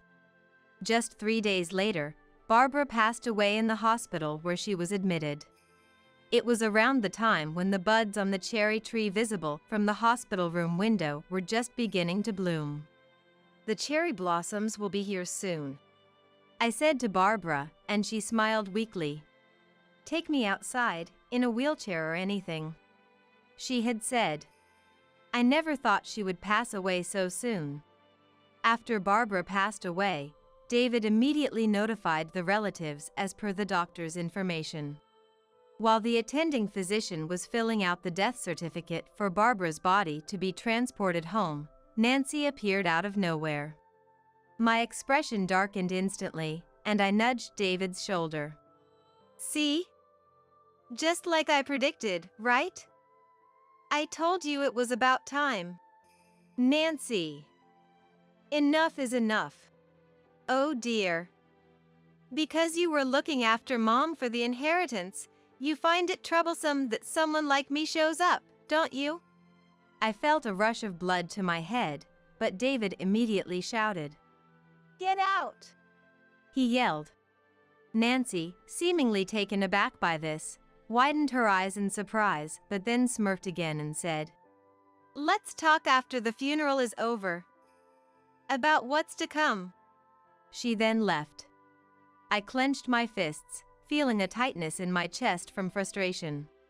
The funeral proceeded without any hitches, but it was a challenging time for David and me. We were utterly exhausted. Most of the funeral arrangements were made by us. We contacted the funeral home, discussed the schedule and details, and held the service. Barbara had told David she preferred a small funeral, so we only invited close relatives. Nancy called us to the smoking area of the funeral home and handed us canned coffee. She took out a cigarette from her bag, lit it, and inhaled deeply with relish. We should sell the family home and split Mom's savings and other assets in half, right? Nancy asked, pointing the lit end of her cigarette towards David's face. Since neither David nor I smoked, we stood a bit away from the smoking area, resulting in our voices being raised to converse with Nancy. We're not thinking about selling the house right now. Don't you think it's disrespectful to even discuss this so soon after the funeral? I wonder how it works in such cases. Should we assess the family home's value and then David pays me half of that? Suppressing the urge to throw the can of coffee in Nancy's face, I stepped forward, ahead of David. Nancy looked at me somewhat surprised, stubbed out her cigarette in the ashtray, and lit another one. Actually, Barbara mentioned there was a will. A will? I haven't heard about it. On that day you showed such disrespect to Barbara, who was unconscious. Barbara told me she had prepared a will while she was still in good health. And she told me what's in it. Barbara, on that day, had left a note written hastily on stationery about the general contents of her will and a memo stating that no one was allowed to contest it.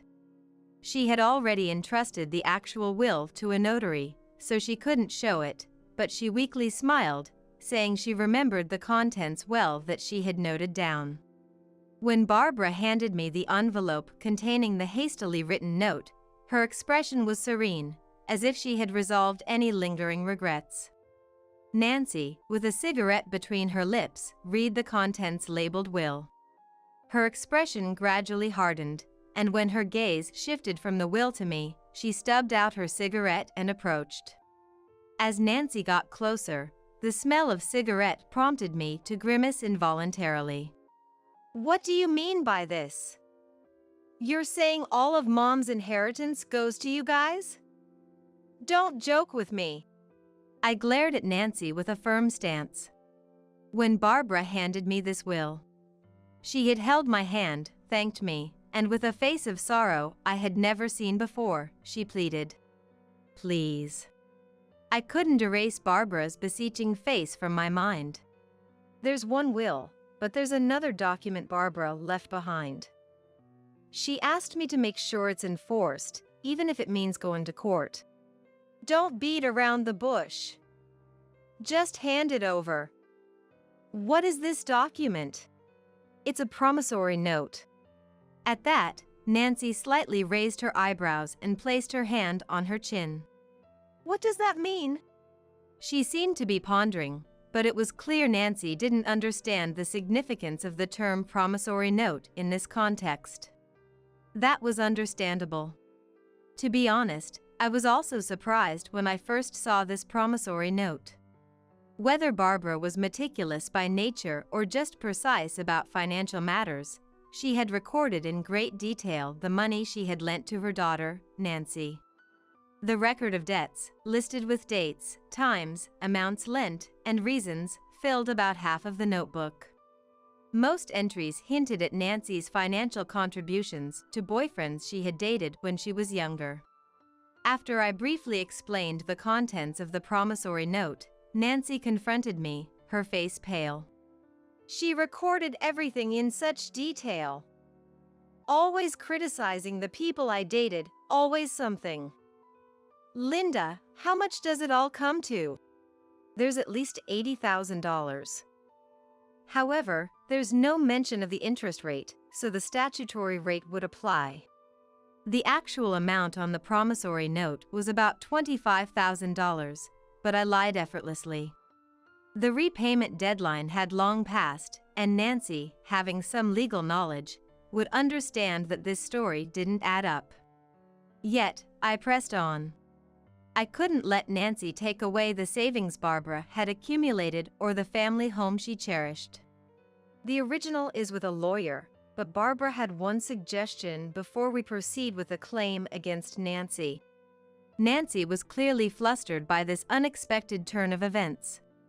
While contemplating whether to light another cigarette and idly twirling it between her fingers, I conveyed to Nancy what Barbara had told me.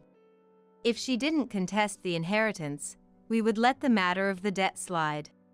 Most of Barbara's savings were used for the funeral, and selling the family home will take time. If you contest the inheritance, the debt repayment will commence immediately, which would surely complicate your life. I tried to speak as gently as possible, not wanting to provoke Nancy. David, standing beside me, looked tense, glancing back and forth between Nancy and me. Soon, a staff member from the crematorium came too. "We're ready. Inform us." Watching Barbara's body being placed in the cremation chamber was a moment of profound sorrow, even for me. It must have been even more difficult for David. Yet, strangely, seeing her reduced to ashes brought a sense of peace. As we waited for the bus to take us home from the crematorium, David looked relieved, taking deep breaths of the fresh outdoor air. I stood silently by his side until Nancy approached us awkwardly and said, "I'll go by the will. But please spare me the loan part." "What about selling the family home?" "You can handle it however you like. But I can't pay back the loan." After saying that, she didn't wait for our response and returned to the smoking area. David remained silent.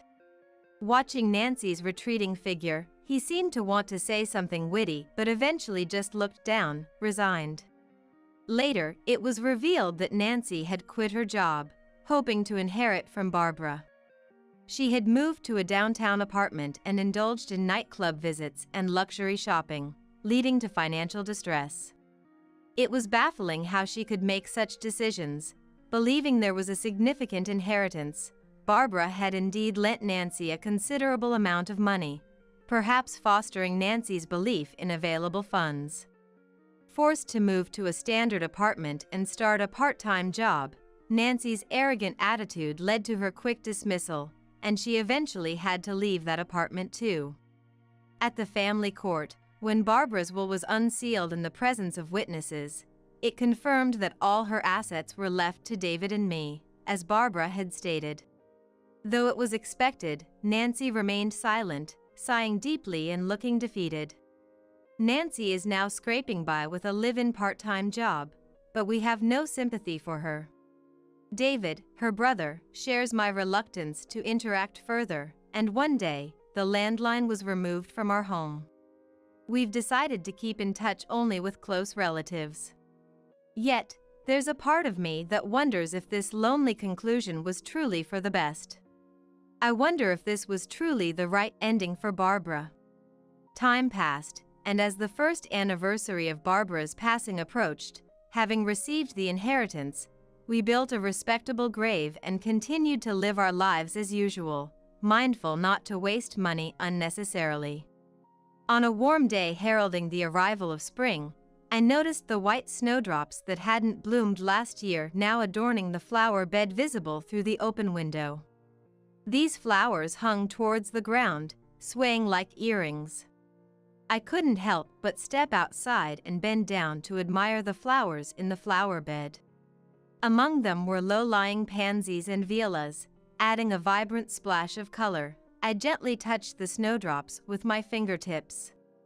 David returned from a neighborhood stroll on his bicycle, his basket filled with various vegetables. "What's with all these vegetables?" "Got them from the local farmer's market. They were cheap, so I bought a bunch." "Even if they were cheap, this is a lot." Seeing the basket brimming with vegetables, I exclaimed, "Ah!"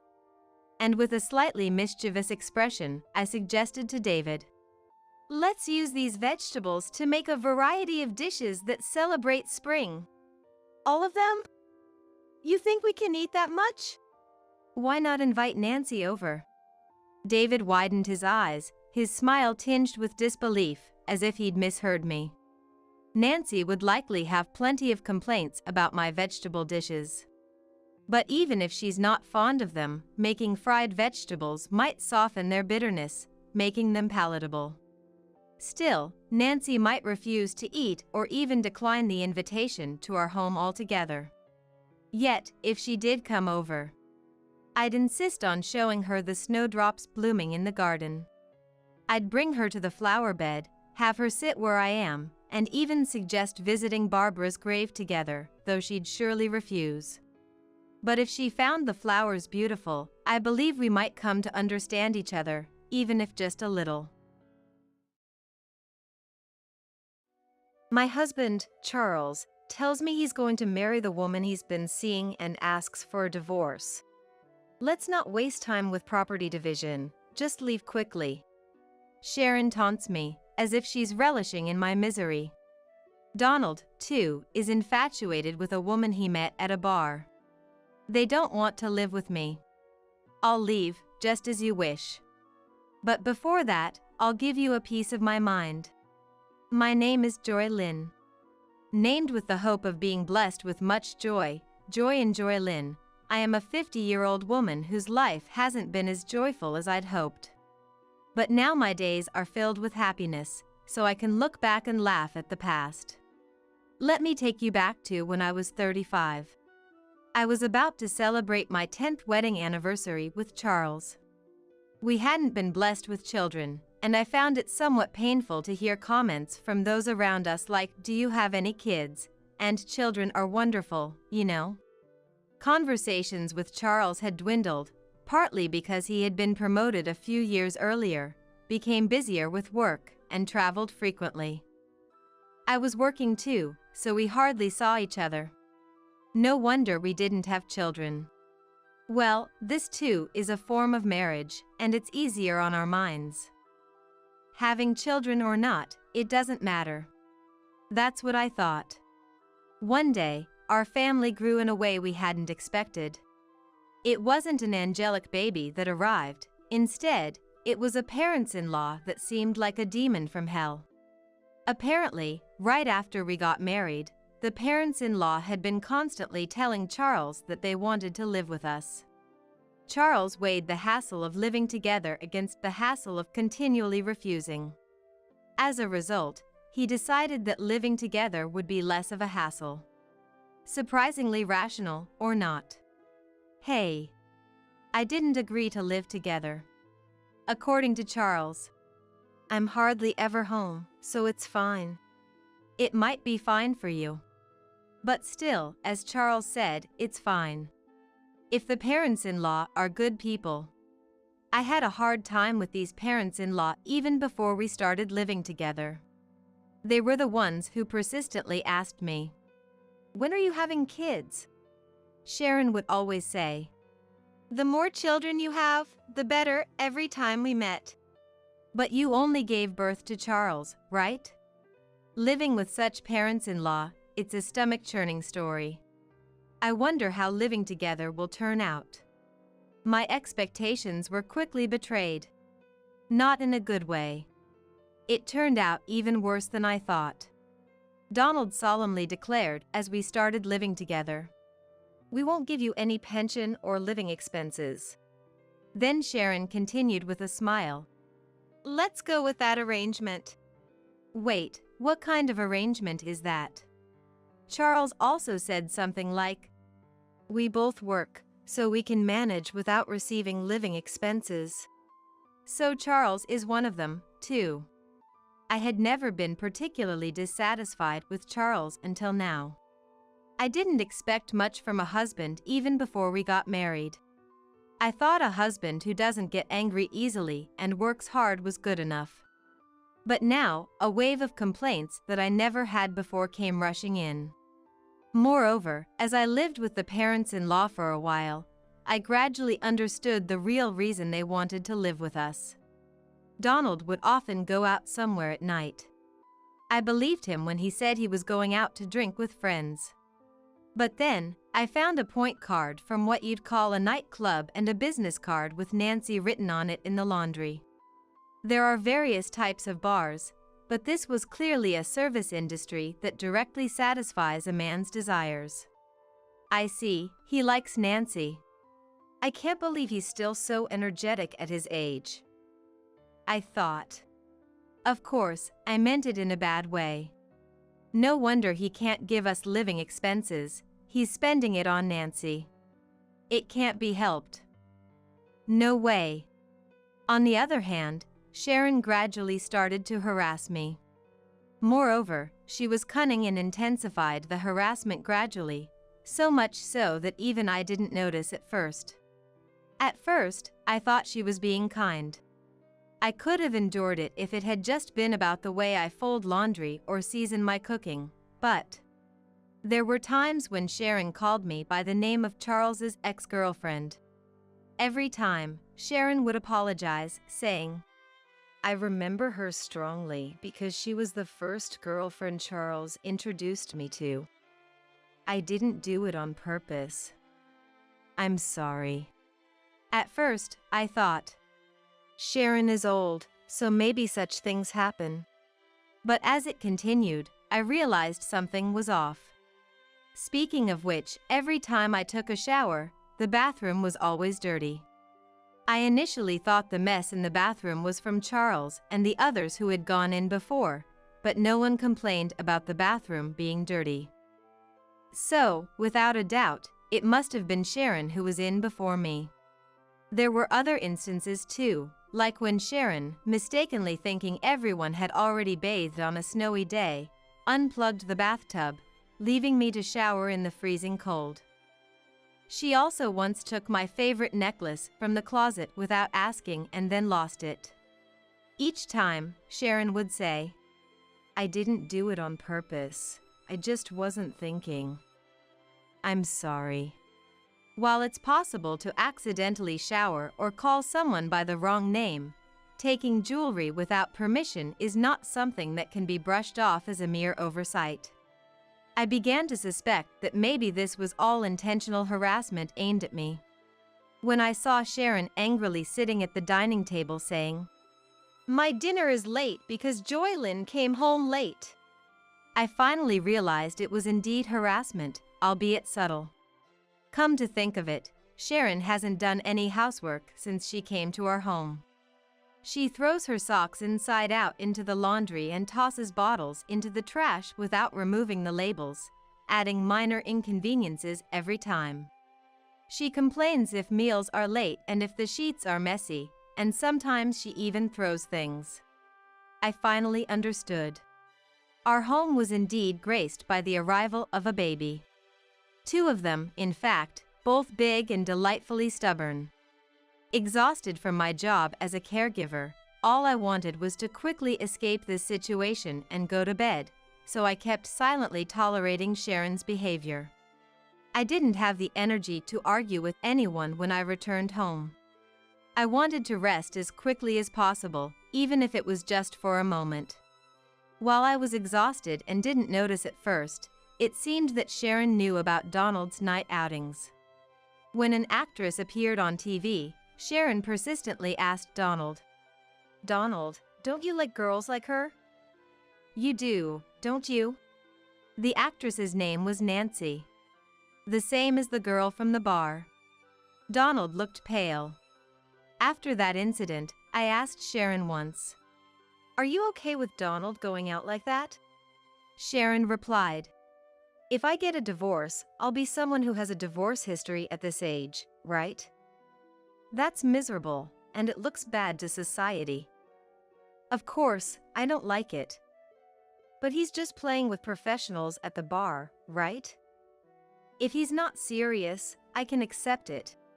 She wasn't holding back from divorce because of her concern for Donald, but rather she feared becoming someone with a history of divorce. I couldn't understand it. Turning a blind eye to infidelity must be causing her significant internal stress. and Sharon's outlet for that stress was harassing me. By harassing me, not only could she vent her stress, but she could also avoid doing housework. It was like killing two birds with one stone. I was certain. I knew why Sharon had insisted on living with Charles. Since living with the parents-in-law, Charles increasingly made excuses not to come home, saying he had to work overtime. This house was rotten from the roots to the pillars. At this rate, even I might end up crushed under the rotten floorboards. It happened one day, about 6 months after we started living together. Charles, who rarely had the same day off, said something unexpected. "Please, let's get a divorce." It was a bolt from the blue. It turns out, Charles had been having an affair with a classmate for a long time. He even said he wanted to marry this person, and I had no clue. Apparently, they started dating just before he got promoted. I thought he was working hard for our sake, but could it have been for his classmate? Was it my fault for not paying attention to Charles's behavior, using my exhaustion as an excuse? I thought affairs only happened on TV and to people like Donald. No, maybe it's natural for Charles to cheat, given that Donald does it too. Once this house is ready, my girlfriend and I are moving in. You can take your things and leave, Charles declared. Sharon asked, "What's going to happen to us?" "You can stay, my girlfriend doesn't mind sharing," Charles responded. "What a nice girl. Joylyn, don't let her get away with it if she asks for property division. We're going to use this house and everything in it." Donald chimed in. "Yeah, she's really a good girl. Especially if she's cuter than Joylyn." Sharon shot Donald a look as if to say, "There you go again with women." But Charles and Donald just laughed. "These people are hopeless." I replied, "All right. I'm fine with a divorce. There's a memorial ceremony in Atlanta soon, right? Can you wait until then?" "Planning on enjoying the feast at the memorial ceremony, are you?" How pathetic. "There's no way I'm taking a woman who's divorcing me." Just leave already. Who's the pathetic one here? Who cares about the food? Despite everything, Sharon and I, the only women in the room and both cheated on, can't seem to get along. No, I was planning to move out on that day. Going back home is a bit embarrassing since I was cheated on. Finding a place and handling the paperwork takes time. I thought it would work out around then. Charles, not Sharon, replied condescendingly. If that's the case, fine. Cheating and then acting all high and mighty. Don't underestimate me. I'll destroy everything. A week passed, and the long-awaited day of revenge finally arrived. That day, my parents-in-law and Charles left the house early in the morning to attend a memorial ceremony in Atlanta. They planned to return by evening. All right then. Let's give it a try. The garbage collection service I had hired arrived. I had them load all the furniture in the house into the truck. The sofa, the microwave, Charles' and parents-in-law's bed, and Sharon's clothes that had accumulated since moving in, Charles's favorite new vacuum cleaner, even the refrigerator and its contents. All of it gone. Ah, minimalism is wonderful. With each item thrown away, it felt like my troubles were disappearing. Next, the movers came to transport my important belongings to my new place. By evening, the house was empty. The front door made a sound. It seemed Charles and the others had returned. I decided to greet them one last time as a good wife and stood at the entrance with a smile. "What, you're still here?" Charles frowned openly. So did my parents-in-law. "Oh, that's harsh. It's the last time, so it's fine to see each other's faces before leaving, right? I wanted to see your face." Huh? "You still care about me." Charles blushes slightly. He chuckles. What's the big deal? Fine. Let's have a meal together one last time, shall we? Charles, strangely in a good mood, heads towards the living room saying this, followed by Sharon, who looks exasperated, saying, Charles is so sweet. Donald, on the other hand, turns to me with a proud look, saying, That's my son. I'm baffled. Having a meal, huh? Would have been a nice way to part if there was anything left to eat. Huh? What? What? Ah! Understanding the meaning of my words, Charles, upon opening the living room door, lets out a silent exclamation. Sharon, annoyed, peeks into the living room after Charles and exclaims just like him. What? Ah! Donald does the same. Wait, Joylyn, WHY, the fridge, no, even the furniture. Appliances too. Why is there nothing anywhere? Of course, I threw them out. The house feels much bigger now, doesn't it? I thought it would be bad to leave old furniture for your new life with your girlfriend. Consider it my parting gift. Threw them out. Why? Weren't you preparing to move? I've already moved. You throw away things you don't need when you move, right? Have you forgotten? Most of the things we bought when we got married were purchased with my money. Nothing bad will happen just because I, who didn't need them, threw them away. At my words, Charles points at me, his mouth moving but no words coming out. He seems too shocked to speak. With this, I'll forego any division of property. Well, there's hardly anything to divide anyway. Sharon, furious at my smile, says, What have you done? I'll return that phrase to your foolish son. There are limits to indecency, like cheating while having a wife and then saying to leave because you're remarrying. Wasn't your upbringing at fault? How could you speak to me like that? You are such a terrible daughter-in-law. Do you still consider yourself my mother-in-law? To me, you're just another old lady. I speak with a malicious smile, and Sharon mutters, So ungracious. shaking with anger. It's a secret that seeing Sharon angry is starting to be a bit fun. Don't you remember? If I ask for a division of this house, you can't refuse, can you? Without the house, where would you two strangers live? You sold your family home, right? Yes, the PILs had sold their house when they moved in with us. We won't need it anymore, they had said. So, this house was absolutely necessary for them. They sided with their son's affair over his wife, probably thinking, As long as there's a house with a housemaid, anything goes. Hearing my words, perhaps feeling rushed, Donald intervenes. Well, let's settle this amicably, pretending to be a good person. Yes, let's do that. Let's proceed calmly, just like the old just like Donald suggests. Exactly, you know what I'm talking about, Joylyn. Of course. By the way, Donald, wasn't your cell phone broken today? Huh? Oh, yeah. I realized it after leaving the house, it wouldn't turn on. If charging doesn't work, I guess I'll have to consult the store. There's no need for that. Your cell phone is right here.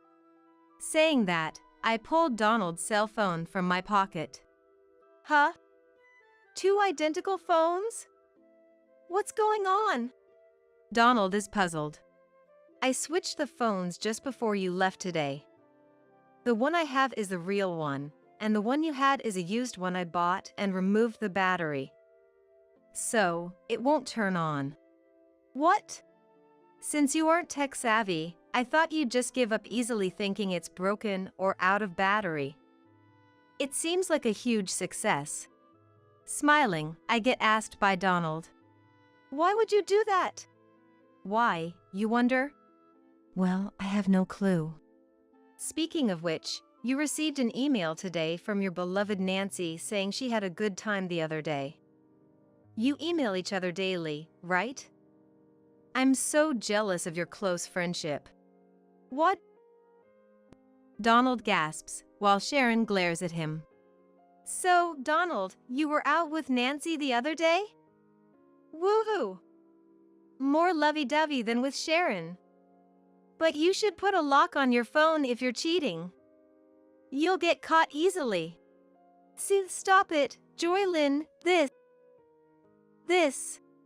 But I thought cheating is wrong. Charles cheated on me, and it hurt. I know exactly how Sharon feels. So, I did something nice at the end. I texted Nancy. I'm bored. Let's break up. She was furious. I was just dealing with this old man because he conveniently gives me money. Good thing you broke up safely. Oh, by the way, this is Nancy, Sharon. Your enemy, take a good look.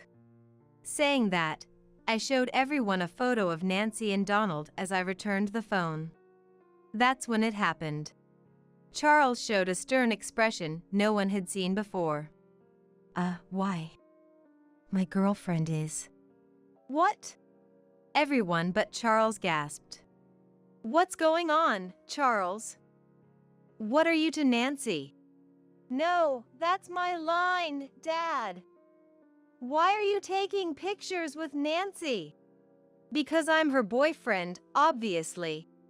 No, Nancy is my girlfriend. Isn't your girlfriend your classmate? We just met at a bar and started hanging out. Who would have thought that father and son were dating the same person? This development was also surprising for me. Ignoring Sharon and me, who were in shock, the men started a pointless argument about who was more suitable to be Nancy's boyfriend, which eventually escalated to a full-blown brawl, pulling each other's hair.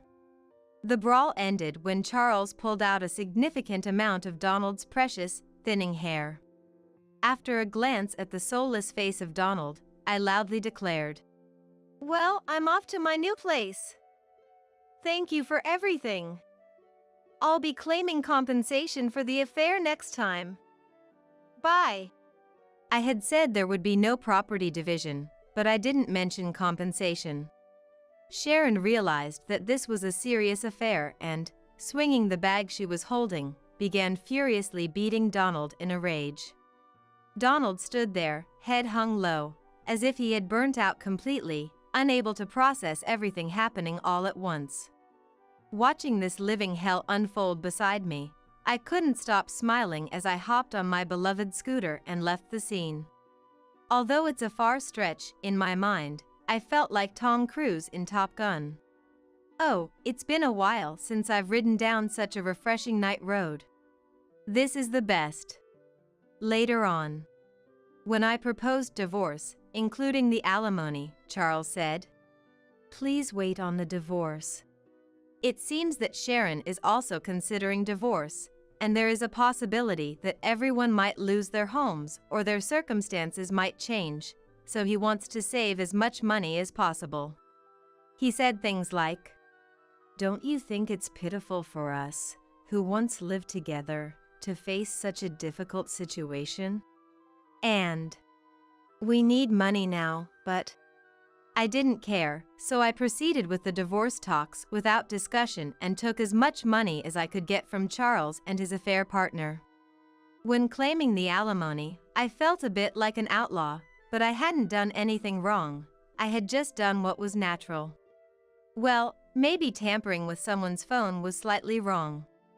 In the end, around the same time as our divorce, it seemed that Sharon also divorced Donald. Apparently, Donald and Nancy's affair had been going on for over 5 years, and Sharon couldn't forgive that they had a relationship in private as well. I don't quite understand why bar hopping is forgivable but private relationships aren't. I thought there are various forms of marriage. Well, in the end, we're not married anymore anyway. Donald was sued for alimony by Sharon, and Charles was sued for alimony by me, so the saying blood will out held true, and the parents-in-law are now all scattered. Sharon, having been cheated on by Donald, seemed to have grown to despise men in general, including Charles, who had abandoned me in a similar manner.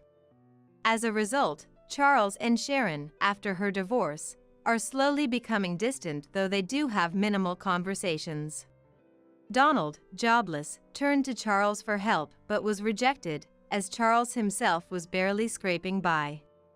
Charles is juggling multiple jobs, while Sharon, who had been a housewife since her early marriage, is experiencing work for the first time with a part-time job. Donald became a part-time worker living in a cheap hotel. Charles, eager to remarry Nancy, learned that she wasn't interested. Nancy saw both Charles and Donald as mere extensions of her bar work, as convenient sources of money. It turned out that Nancy had other men besides Charles in the same capacity. Charles, having been classmates with her, mistook her for being serious and believed she was his destiny. But in reality, it was a foolish and trivial story. In the end, both men were deemed unnecessary by Nancy, even as convenient sources of money, and were discarded. From my perspective, I thought, since I'm leaving, might as well destroy everything in the process. Just as I aimed. I'm very satisfied having witnessed this spectacular collapse of a family. No one in that family valued each other, only caring about themselves. So, the outcome was, in a way, inevitable. Essentially, they were a family in name only, lacking any compassion. Now, I think it was good that I got away from that household. On the other hand, while I still come home exhausted from work every day, living alone has freed up my time as I no longer need to allocate it for someone else. I have more freedom than when I was married. Back when I was married, I hardly had time to meet my college friends, but now I can travel with them on my days off and even have time for my hobbies. In college, I was part of the choir, so I decided to join a karaoke club. It seems that one can continue to improve in music, no matter the age. I consistently win at the club's competitions and even earn cash prizes. Thanks to that, my wallet is always warmly filled. Hee hee. At the facility where I work, my colleagues suggested hosting a karaoke recreation event since I'm good at it, and it was a huge hit. I received many compliments like "you're so good," and was thrilled to bring smiles to the residents through my personal hobby, something I hadn't expected. By the way, my go-to performances are Unchained Melody and My Heart Will Go On. The lyrics of older songs are just so wonderful.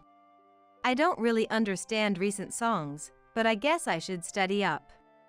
Though my days aren't glamorous, I'm surrounded by friendly colleagues, trustworthy friends, and kind residents who feel like family beyond work boundaries. Finally, it seems like I've become the Joylyn I was meant to be. From now on, I aim to be someone who not only receives joy, but also shares it with others.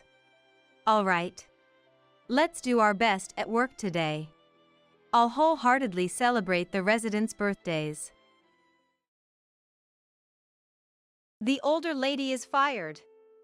Clean everything up and leave. Carol, the president's daughter who became the head of the design department, said, "I've been with this company for 40 years and have designed 90% of our flagship products, but she seems unaware of that. So, I decided to take action. I'll clean everything up nicely before leaving," I said, and then wiped all my PC data and resigned. As a result, Carol faced an unexpected turn of events. I'm Victoria Simmons, 62 years old.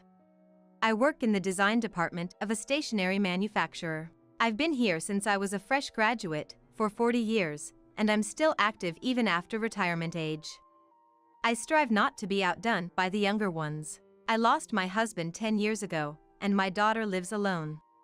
It's hard to say this about myself, but I've designed 90% of the company's flagship products. Therefore, I believe I hold significant value to the company. Stationery is wonderful. It's about dreams.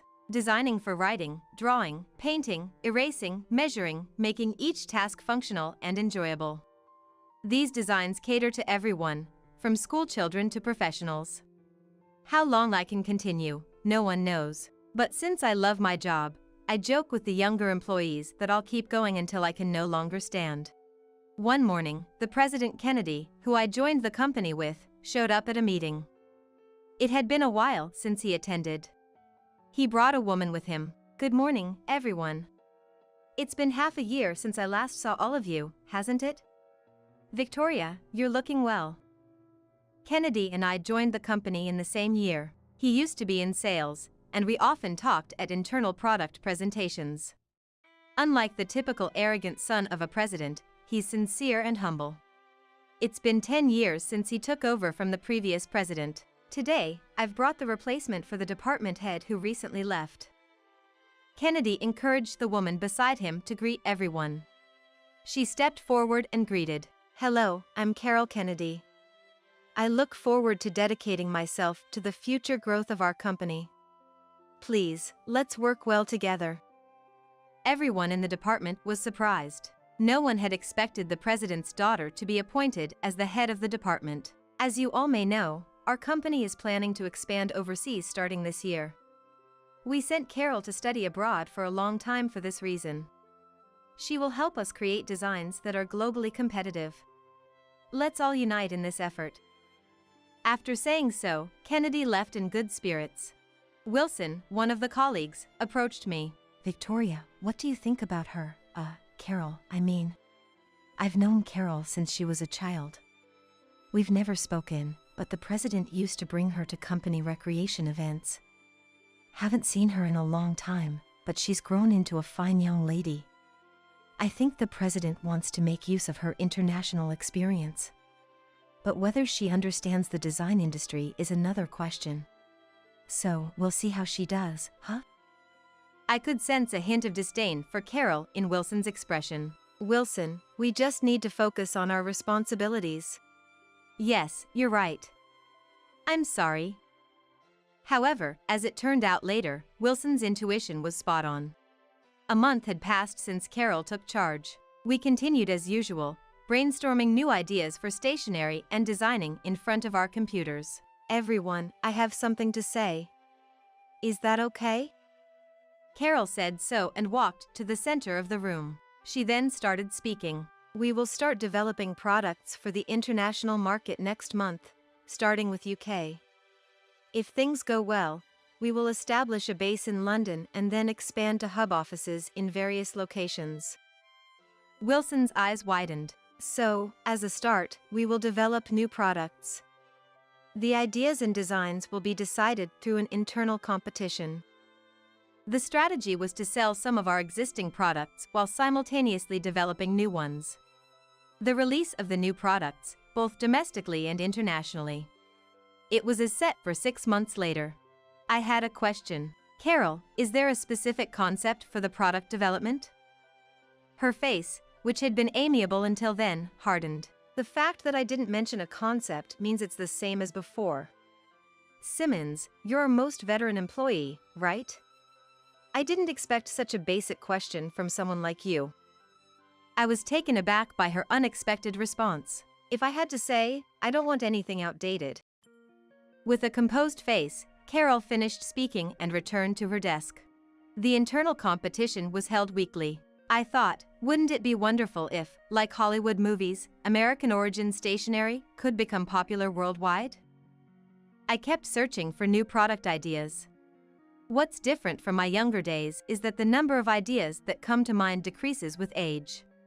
However, the quality of each idea has certainly improved. So, I wasn't worried even if I didn't come up with ideas every week. But Carol seemed not to tolerate that. "In this past month, everyone has worked hard.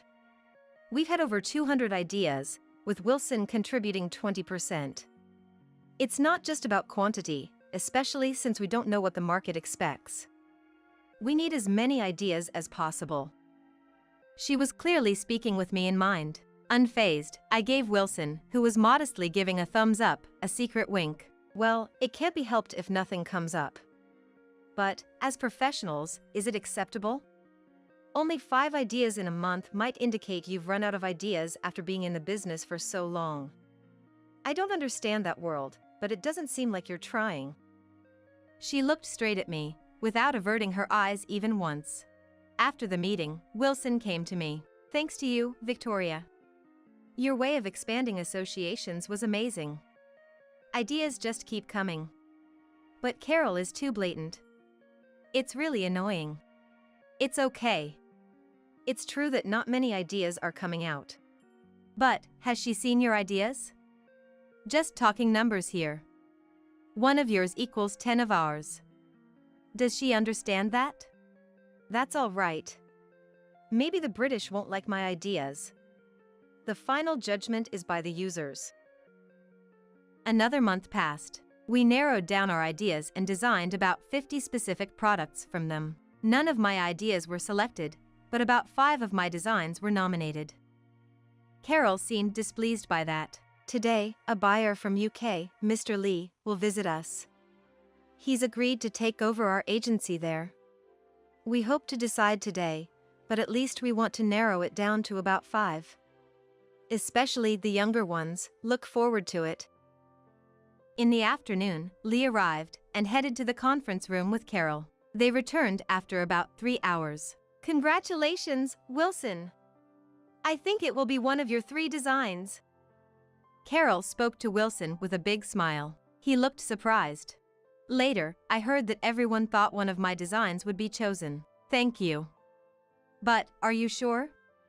Shouldn't it be Victoria's? That's fine.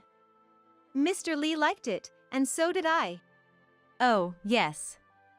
Thank you very much. Indeed, we can't match the sensibilities of the younger generation. Simmons, it's unfortunate, but that's how it is. Carol said that with a spiteful look. That might be true. I have no hard feelings about Wilson being chosen. In fact, I'm genuinely happy for him. It's wonderful when my colleague makes their mark in the world. I spoke from the heart. Then, Carol's face flushed with anger. That's so irritating. What's with this saintly act of yours? You can only come up with 4 or 5 ideas a month and still act so high and mighty. Do you think everyone respects you just because you've been here the longest? Her words were unexpected. I never thought she saw me that way, but at the same time, my anger was ignited. Excuse me, but how much do you actually know about design? Do you remember the process of selecting everyone's ideas and designs? None of the works you favored are left in the final selection. You lack a professional's eye. You don't understand our struggle. At that point, she lost her composure. Oh dear. To think you'd say such things to me. I'm a manager, you know? She approached me. Her eyes bloodshot. You're done here as of today. The older lady is fired. Clean everything up and leave. I was surprised by her sudden change, but I felt no resistance to her command to leave. Though I thought her remark about being an older lady was uncalled for. I understand. I'll clean everything up nicely before leaving. But I'm worried about what happens next. What are you talking about? Worrying about what happens after you leave? Don't pretend to care. The department will rejuvenate, and the young energy will keep coming. It's all good.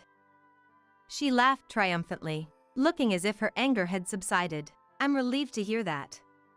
I'll start right away. I said emotionlessly and began clearing my belongings. There was nothing particularly important to keep or hand over, so I discarded almost everything. I saved my designs on my memory stick, wiped the PC data, yes, erased everything. I also cleared the shared memory on the internet. Hey, Simmons, don't forget to submit your resignation. It's the rule. Of course. After saying that, I immediately wrote my resignation letter and handed it to her. She remarked, "Wow, that was quick," and took it with a refreshing smile. I tried to appear relieved, but I couldn't tell how she perceived it. Then, until the end of the day, I went around bidding farewell to my colleagues. That night, they hastily organized a farewell party for me. Surprisingly, it turned into a chorus of criticism and complaints about Carol. I became increasingly worried about the future of the design department. The next morning, I woke up to bright sunlight. It seemed I had gotten drunk last night, for the first time in many years, so much so that I couldn't remember when last I had felt this way. I had forgotten to close the curtains on the east-facing window and slept through. Suffering from a rare hangover, I groaned while heading to the kitchen. I grabbed a bottle of water from the fridge and gulped it down. Then, I sat on the living room sofa, feeling blank. My mind was empty, but that was a sensation I hadn't felt since my student days, which strangely made me a bit happy. However, old habits die hard.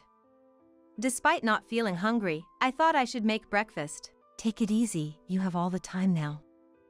I said to myself and chuckled. Then I thought of calling my daughter and visiting her. Right, I should do what I've always wanted to do. I muttered. Just then, my mobile phone rang. It was Kennedy. Good morning, Mr. Kennedy. What's the matter? Calling so early. It's not about what's the matter, Victoria. I tried calling you last night too. Never mind that. Could you come to the office, please? But I resigned as of yesterday. Just come, please. This is an order. I'll be in my office. All right. An order, that's not something one says to someone who has resigned. Yet, I thought, if he's insisting so much, it must be something urgent. I soothed my aching head with hot coffee, gulping it down as it cooled. Then, I called a taxi and headed to the office. Excuse me. I knocked and entered the president's office. Good morning. Sorry for calling you in so early. Kennedy wanted to hear about what happened yesterday. I explained everything, careful not to exaggerate my words or reactions. I see. I am very sorry about that. He expressed his deep apology. The mess my foolish daughter made is my responsibility as her father. It seems I made mistakes in raising her. Victoria, would you consider withdrawing your resignation? We started here together, after all. Please. I had harbored no negative feelings towards him, only gratitude for employing me for a long time. But his words caught me off guard. President Kennedy, it's not fair using our shared past like that. So, will you? All right. I'm counting on you. Morning. Saying that, he entered the design department office. I was told to wait in the hallway until called. The door was left open, so I could hear the conversation inside. Dad, what are you doing here? Did we have a plan? Do not call me Dad here. His uncharacteristically stern tone seemed to surprise Carol. I have a question for you, Carol. What is it? The two began to speak in a formal tone. Why did Victoria resign? Oh, as for her resignation letter. Personal reasons. Don't lie. Kennedy glared at Carol as he spoke in a low voice. It's not a lie. She left because of her age. The surrounding staff were all left speechless. Don't lie. I've heard everything about what happened. In that instant, Carol glanced sharply at the employees. Someone spilled the beans. And muttered under her breath. Suddenly, Kennedy raised his voice. Don't make a fool of me. Carol stood up, startled, her eyes wide open. Victoria. I was called and immediately entered the room. Carol's eyes were so wide open, it seemed they might fall out. Carol, I heard it from Victoria. You don't seem to understand what you did. She seemed to have calmed down a bit. Even so, she took a deep breath before proceeding. How do I know if her story is true? Fool! Carol collapsed to the floor. Who do you think you are? Don't underestimate the real world. Listen, you don't understand Victoria's value to our company at all. The conversation had turned into one between parent and child. It's not just about how long she has worked, Carol said defiantly. Kennedy was completely exasperated. How dare you? Victoria has been faithfully serving for 40 years, designing 90% of our flagship products. She's the backbone of our company. Without her, the design department would fall apart. She's irreplaceable. You, on the other hand, are easily replaceable. Understand? Carol was at a loss for words, but she bit her lip and glared at Kennedy. Then you should have told me that. How am I supposed to know if no one tells me? She spoke like a petulant child, and laughter could be heard from the staff. Carol glared at them. Seeing that, Kennedy turned towards the staff. Everyone, I am truly sorry. This incident is my responsibility as her father. That's right, I never wanted to be in this department in the first place. Dad is to blame. I thought my blood vessels might burst. You are unbelievably hopeless. Kennedy and Carol both looked surprised, caught off guard. I had made up my mind. Carol, let me be clear. You are not cut out for a managerial role. In fact, you have a fatal flaw as a professional. Your conversation with President Kennedy just now proves it. You may have forgotten, but you called me an older lady. And as I've said before, your judgment in design is non-existent. It's hopeless. Carol was still in shock. I've changed my mind and decided to come back to work, for the sake of the president and the design department. I've chosen to cherish my passion. I then said to Kennedy, I'm sorry for my outburst. He shook his head and replied, Not at all. Thank you. Carol was biting her lip in frustration again, this time looking down. Then, a phone call came. It was for Carol, but after a moment of hesitation, Kennedy answered it. The caller was Lee. Kennedy listened, nodding and showing surprise at times, and eventually said, That's fine. I apologize for the inconvenience. We look forward to continued cooperation. He hung up. It was about the selection of the design. Lee said that although my design was his top choice, he reluctantly went with Wilson's due to Carol's strong insistence and persuasion. He found it hard to discard my design and thus reached out. It seemed that Carol had come to terms with the situation. She finally seemed to surrender. She dropped like a wilting sunflower. After Lee's call, Kennedy laid out the conditions to Carol in front of the staff. You will decide your own future. If you want to work in our company, start from the new employee training. Otherwise, you'll be assigned to one of our client companies. Greatly humbled, Carol replied in a faint voice, Yes. After the two left, all the staff gathered around me, expressing their joy. Although it was the unfortunate outcome for Wilson, see, I told you. This is for the best. He said with a smile. Indeed, it seemed like things turned out just as he and everyone else had initially felt about Carol. That experience reminded me of how important intuition is for a designer. Subsequently, our market expansion into the UK went well. This time, we targeted teenagers. We found that the sensibilities of American and British teenagers are quite similar. While I don't think it applies to all age groups, it was a revelation. Considering the global use of social media, it's clear that sharing of sensibilities is happening faster than imagined. So, I believe that designs aimed at American consumers could also sell well. At my age, I never thought I'd be doing work with such a worldwide impact. I'm more motivated than ever. Visiting my daughter will have to wait. I guess it'll be another video call tonight.